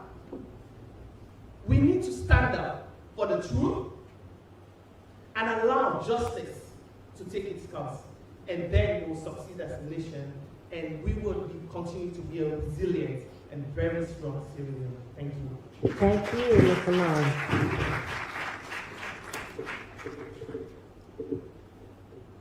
Honorable Hussein, given that setup from Mr. Mann, is it your opinion, will Sierra Leone be better if women are in more leadership positions? 100%. 100%. It goes without saying. And even when we are asking for the 30%, initially we started with 50%. But they started to pull us down, talking this and that, all the elites, blah, blah, blah. Now we have brought it down to 30%. And this 30%, you can just read along the line. Look at the institution that deals with the corrupt practices in this country. Look how many women, and look how they are growing. That's the simple ideology. Simple. You give us 30% in parliament and see what the women can do in that parliament. Even these 18 of us, we move mountains. I can assure you. This is all what we want. We the women can do it. I always say this, we are developers. Women are multipliers. Women are partners in development. Women are teachers. Women are everything. You can give a woman a drop of something. She can make something out of it. Things out of it. You and I know. A drop of something. You can get stress. One less. And everything. We are multipliers. So it goes without saying, you give us the space. Give us the space. And let me bring your attention to the second stanza of our national anthem. Anthem for women in this country. In the whole world. It was composed by a lady in Cameroon. I am a member of the Commonwealth. I'm representing the 5 countries in the Commonwealth. It says, women can't be silent when around the world people hurt and hungry children cry. We'll sing out now for justice and development and hold the rights of all the people high. We are going to shout, we will talk, we we are tired of seeing or hearing these corrupt practices. Because if we talk about vulnerable, we are the vulnerable people, even in Parliament. You see, I'm the only person that is seated in that line. It's because I told them I am the most senior. I'm 17 years in Parliament. So if you are putting me down, all women, each time you go there, they will say, women, wait for we are SO2. We are arranging something, or we are talking something. I then told them, there is no society that can exist without the knowledge of the woman. So I have to be there. You have to be the woman. You push. You have to push. That's why I always quote my president. He said, if you want it, go for it. If you want it, go for it. And if we sit there, we keep on saying, no, me a woman, another go there, another do this. When are you going to be there? It will be till thy kingdom come.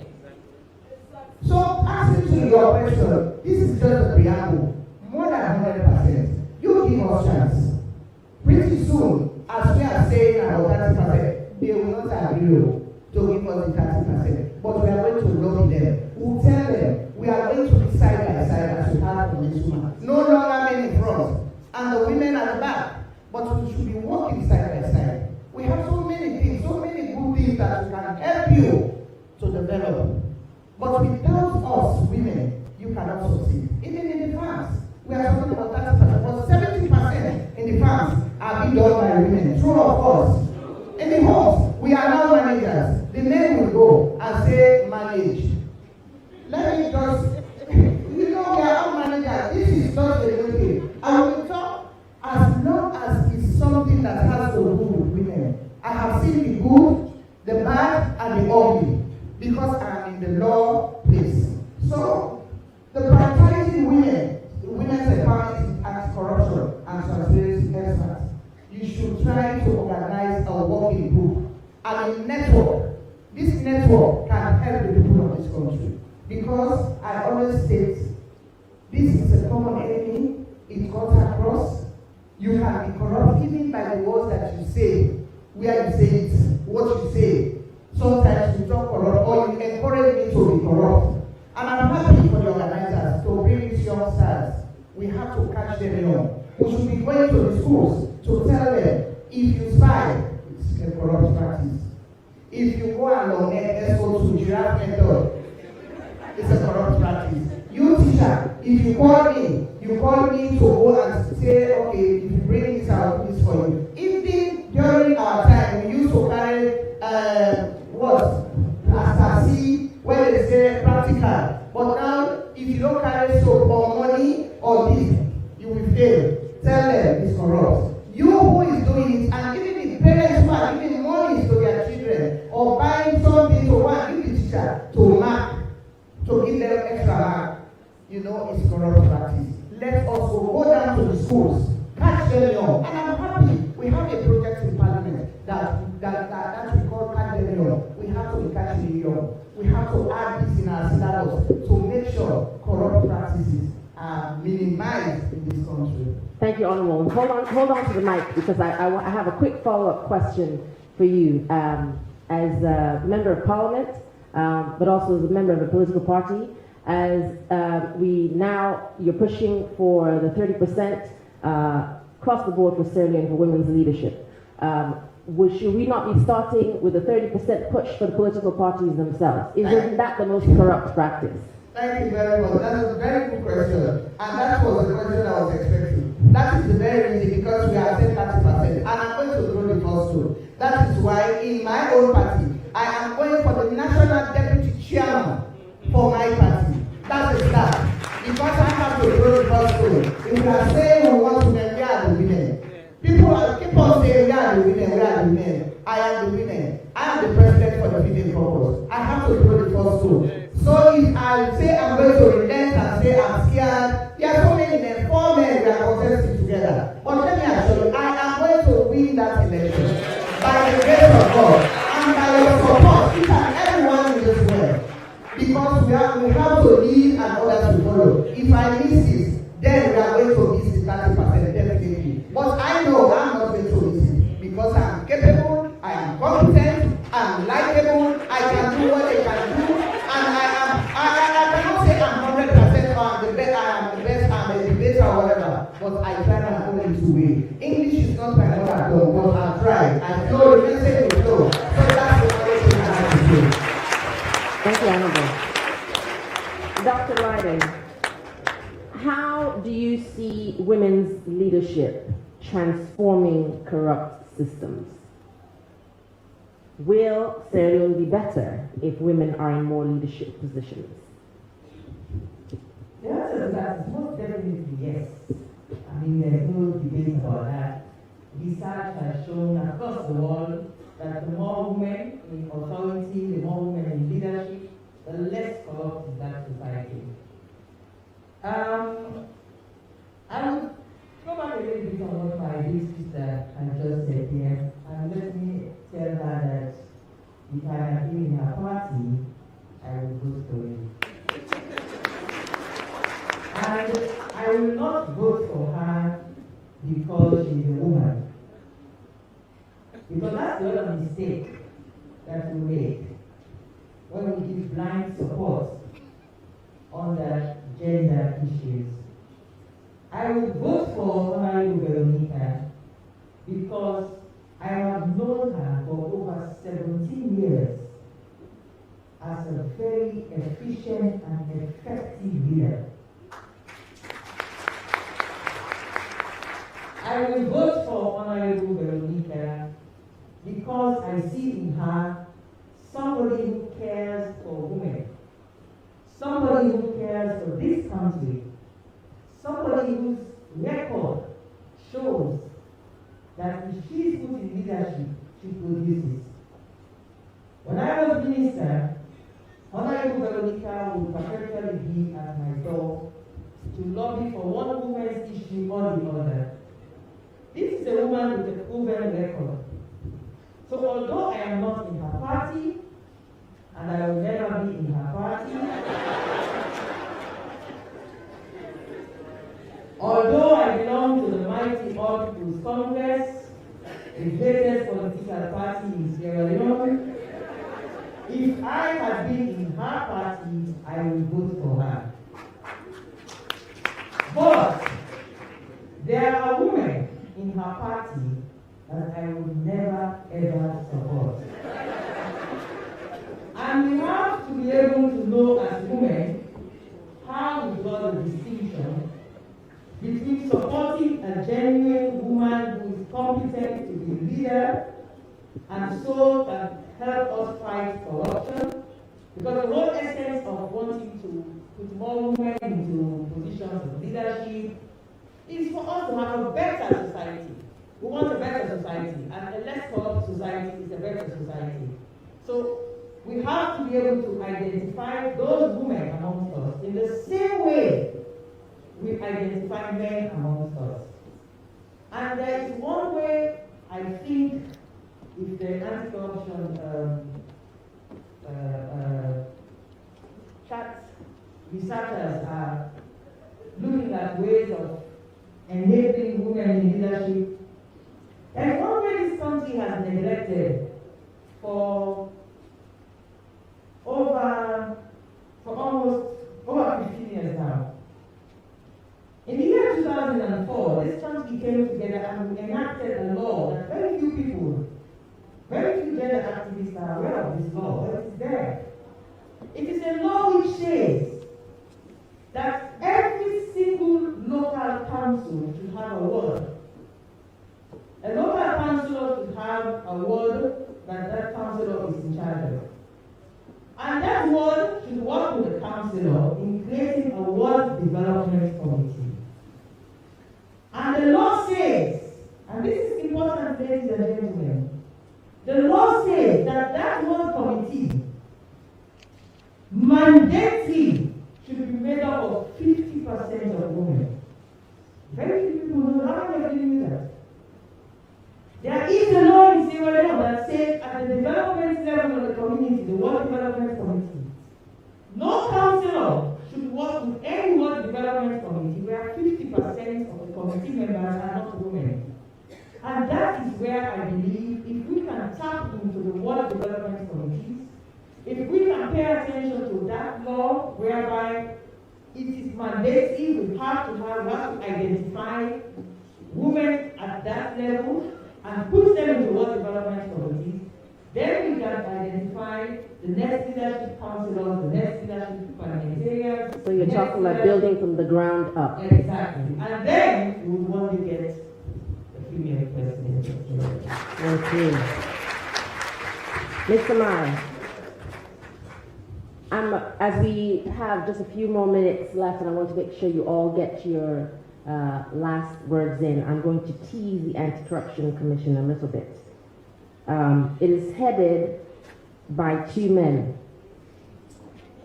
and it has done a lot of work, as they pointed out, nicely, graciously, beautifully, about bringing women up, from a low level to an intermediate level, but it's still headed by 2 men.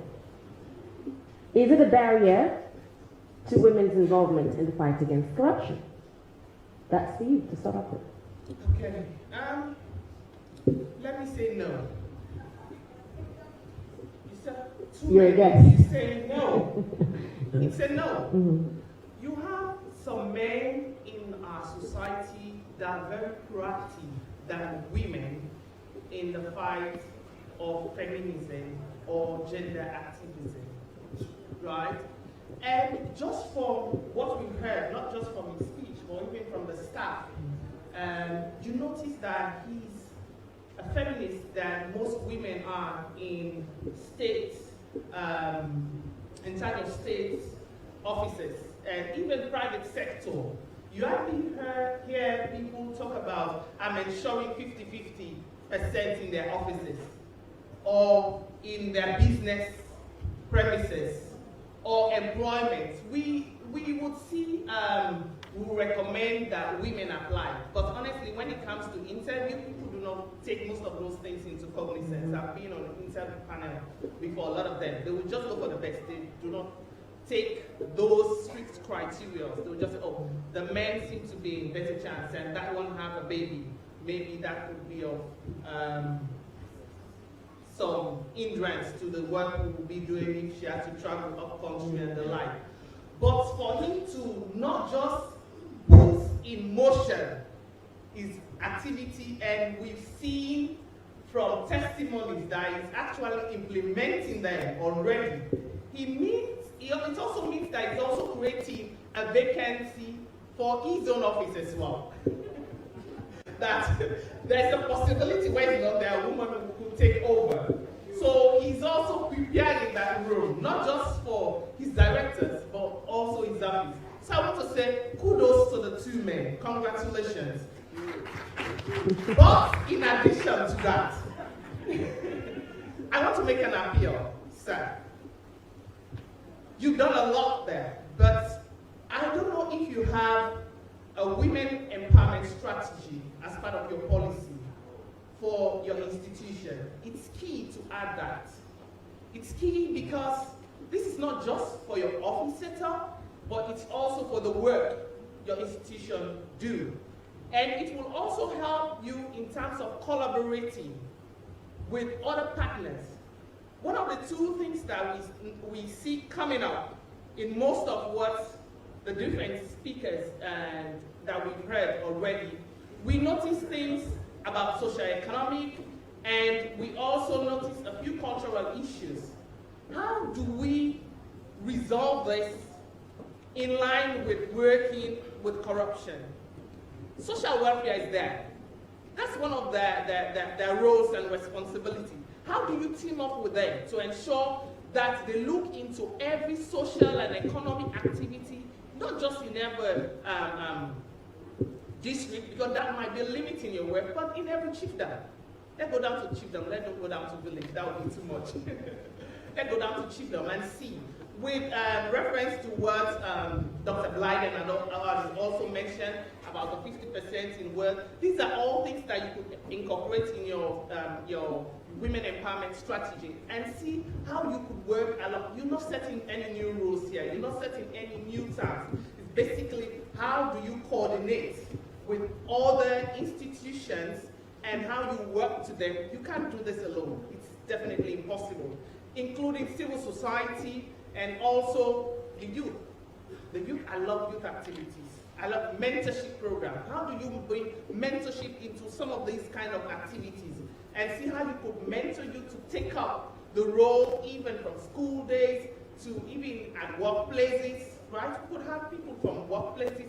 Then it will even prompt them to start studying subjects like those at university, because a lot of them are not even looking at it.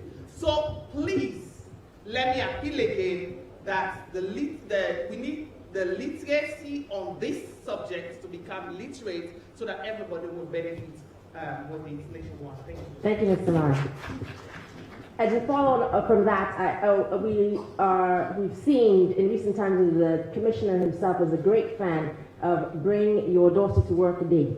So we'll continue to push him in the feminization of the ACC. Honorable to say, this will be a final as we round up here. The keynote speaker gave certain suggestions at the end of her speech. She talked about women's organizations being at the forefront of the fight against corruption. She talked about the improvements of government structure. She talked about gender equality and inclusiveness being mainstream in the anti-corruption efforts, which is sort of what Ms. Samaya has just been alluding to. She talked about women's continuing to advocate for the 30% quota across all streams of our governance. And she finally talked about female leaders should be treated with respect and dignity. That last one being as yourself being in the forefront as a female leader. Would you agree, disagree, posit that the keynote speaker's recommendations could serve as a sort of blueprint for us all going forward?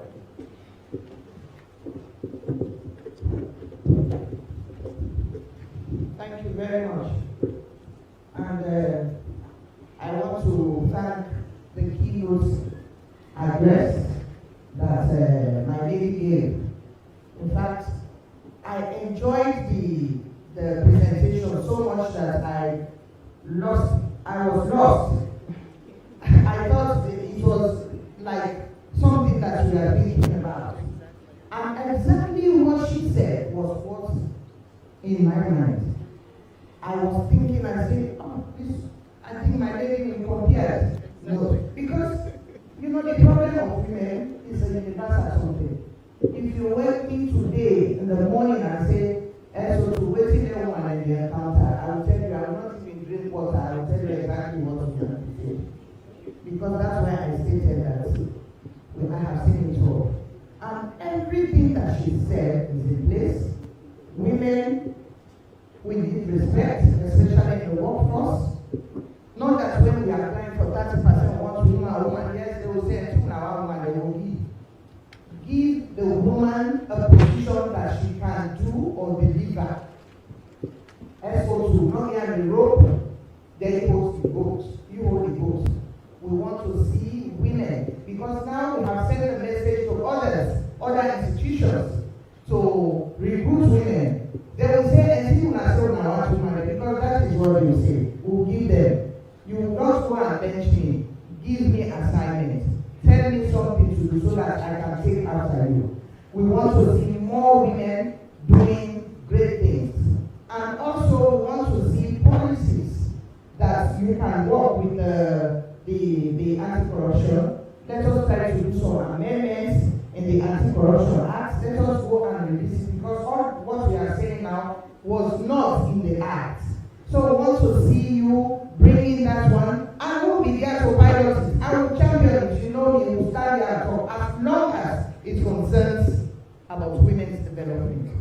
Really, it's heart-rending. We are 52% as the statistic says, but where is it? It is not even visible in us. We want to see women, they will say, where are the women? We are there. The women are there, the elders are there, the young girls, the young graduates are there. Why can't we make use of them? Let us catch them young. Let us bring them in our fold. Tomorrow, after 2 or 3 years, we'll retire. Then we want to see who will be there to give them advice. And that one is very, it's I give them my word that if there is any amendment to make sure we factor all what we are saying here in your act, I'll be there to champion it. And I will convince the he for she, because we have he for she in Parliament, we have our gender, our male supporters there. They are there, they will support us because they have aunties who always lobby them, we cook for them. We tell them it is not easy to lobby Parliament. We'll cook for them, we talk to them, we give them small things to say, come on, life here, because we want that 30% to pass. And my last word is, please, all of you and all our listeners, we have this 30% bill. It has been tabled in Parliament. It's not about us. It's about your wife, your sister, your daughter, and every woman in this world. Please give us chance. Give us space. We should work side by side. We should be seen developing in this country. What you men can do, we can do it better. Thank you very much. Thank you, Mr. Commissioner, I think that when the gender bill goes to Parliament, your commission should be in the forefront of reminding the parliamentarians that if the female caucus has to cook for them or give them any small thing in order for that bill to pass, that they are all going to be brought up on anti-corruption charges. Don't you agree? Dr. Biden, over to you, and just as a roundup as well, keeping in mind the recommendations of the keynote speaker.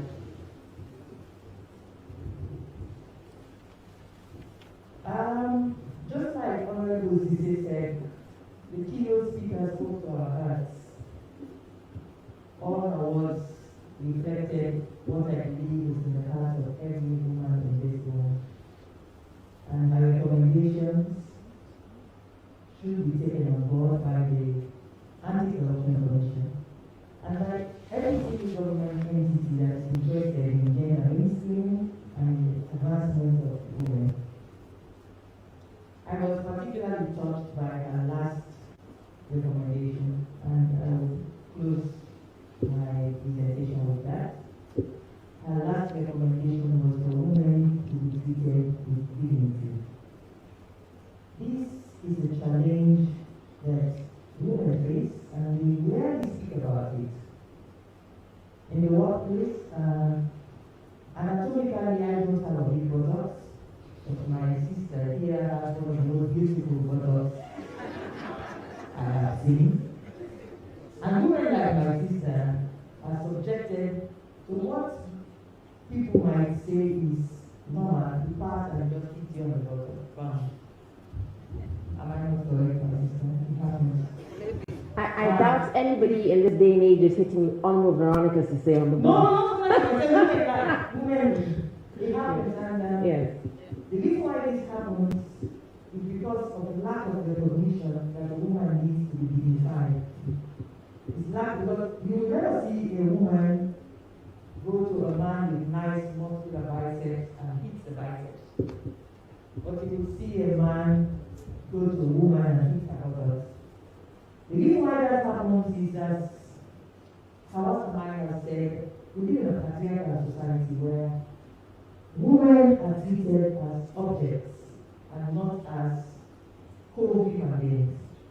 And it's an issue that has to be carefully looked at as a nation, because it inhibits women from coming forward.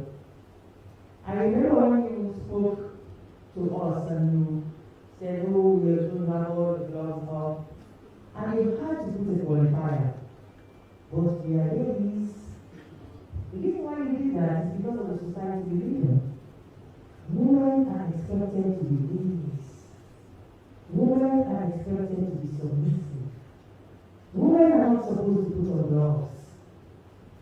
And for as long as we have a society where women are treated as objects and not as co-citizens, co-human beings by men, we will continue having women who are intimidated from coming forward. And for me, that was one of the most salient parts, because even when a woman wants to come forward as a strong woman in society, there will be ways and means of using gender-based insults to get her to back away. That will never be done to a man. Certain things things that have been done to me, certain things that have been said about me, it is simply because I am a very strong person, and so I don't allow those things to matter to me. But the fact remains, if I had not put myself forward as a strong voice in the society who is brave enough to challenge men and express an opinion that is different from what the man wants to be said, I would not be treated the way I was treated. I would not have these things said about me where they have been said about me. So until such time as our society recognizes that a woman is not an object, a woman has the same intelligence quotient in her skull bones that a man also has. And finally, to us the women, I want to close by asking us all, I am a medical doctor, so I'm going to use medical language to close. We do not help the cause of gender advancement, we do not help the cause of women's empowerment when we don't use our cranial cavity, we use our pelvic cavity. Thank you. Thank you, Dr. Blyden. Ms. Amai, whilst you collect yourself and engage your cranial cavity. Final question, which is a roundup, and it's just to tie in the recommendations from the keynote speaker, and in line with everything else that's been said up here today, and keeping in mind the future and corruption and women, what needs to change. What will be your final thoughts? I want to say thanks to the keynote speaker, and I didn't know I was sitting near her guest, and I was saying she spoke my bullet points. She's just talking she just said all my bullet points. I don't even have anything else to add to it. So why are we even going on that panel? Because she said it all. Again, thank you very much. You said it all. But let me say that the nexus between gender and corruption is a very complex one. It's so complex that at times we think that it's an impossible matter to deal with. But let me tell you that my sister mentioned, both of them said it, that we should not allow ourselves to be stopped by anything as women. He said seriously, yes, very seriously.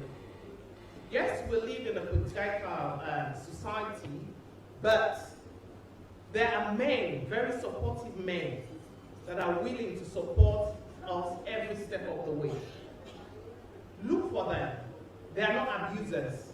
They are not taking advantage of us.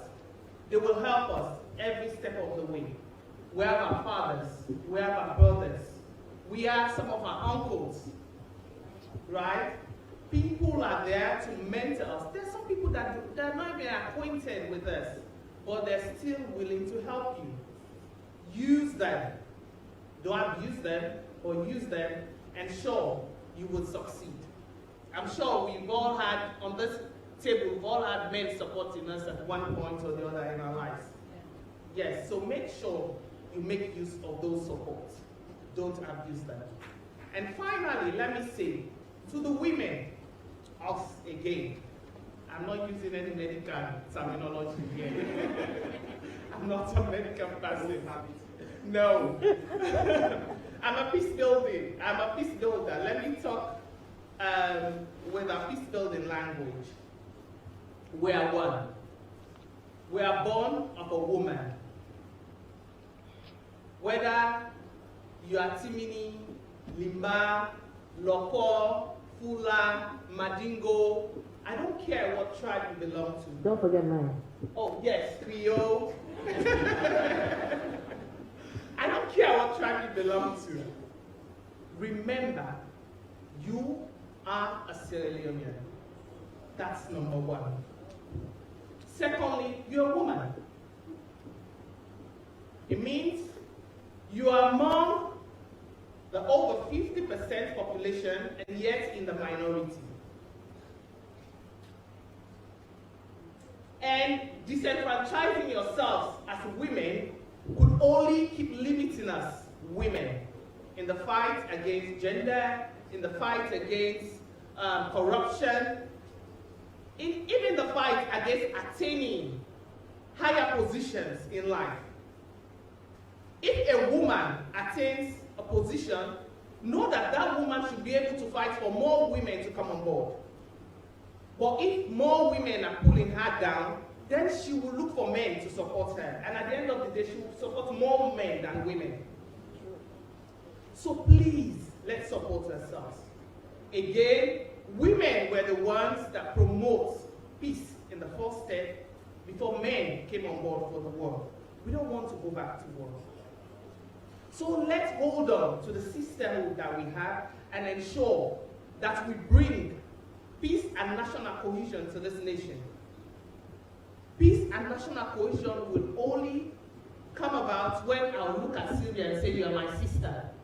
Whether we belong to the same tribe or not, whether we have aligned ideologies or not, we are women and we are Sierra Leoneans. And do things for the good of this nation. Yes, you could fight when somebody wants to corrupt the nation and bring the nation down to its feet, but when it's something for the good of the nation, let's hold our hands and promote it and ensure that it survives in the midst of tribalism, in the midst of political party differences, in the midst of boyfriend-girlfriend business. Because these are some of the things that divide us. You are married to my ex-boyfriend, or you are dating my ex-boyfriend. When you might be married to a better man, a very handsome and good-looking and richer man than your previous.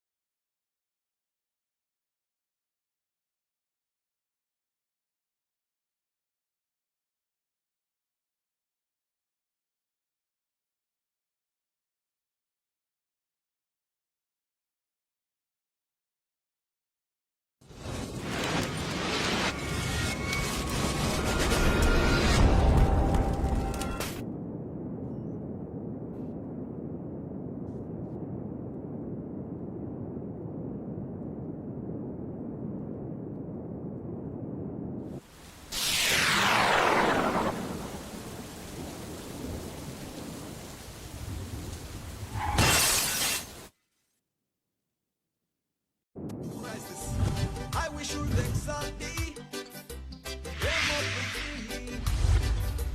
Great is the love we should have for thee. Family we should be united whenever we stand.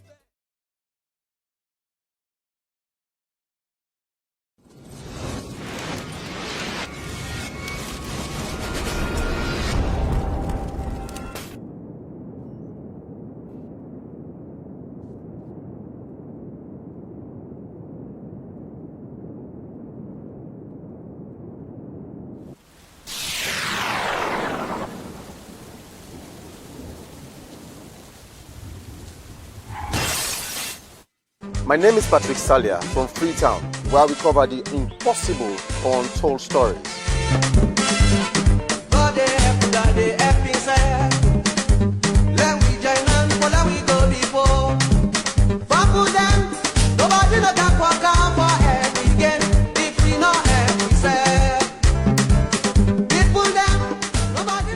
At SLBC, we believe that every story from any ethnic boundary is important to us, because we seek the news with all our zeal and our might.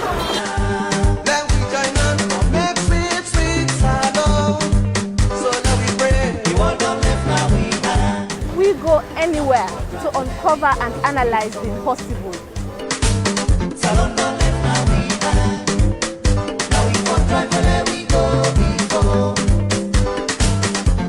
From the Diamond Ridge district of Kono in Koidu, Semel City, my name is Dauda Kamara.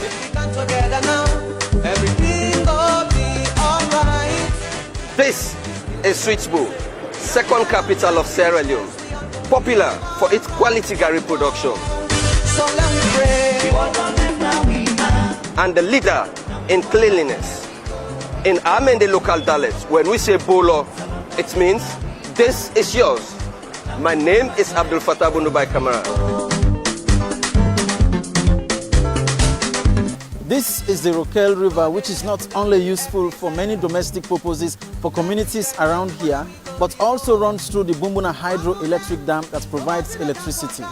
This is Savage Pits, situated in Tumbudu Town, Kamara Chiefdom, where the heirs of dozens of people that were killed in the decades civil armed conflict in this part of the country were dumped. My name is Joshua Sapichikon.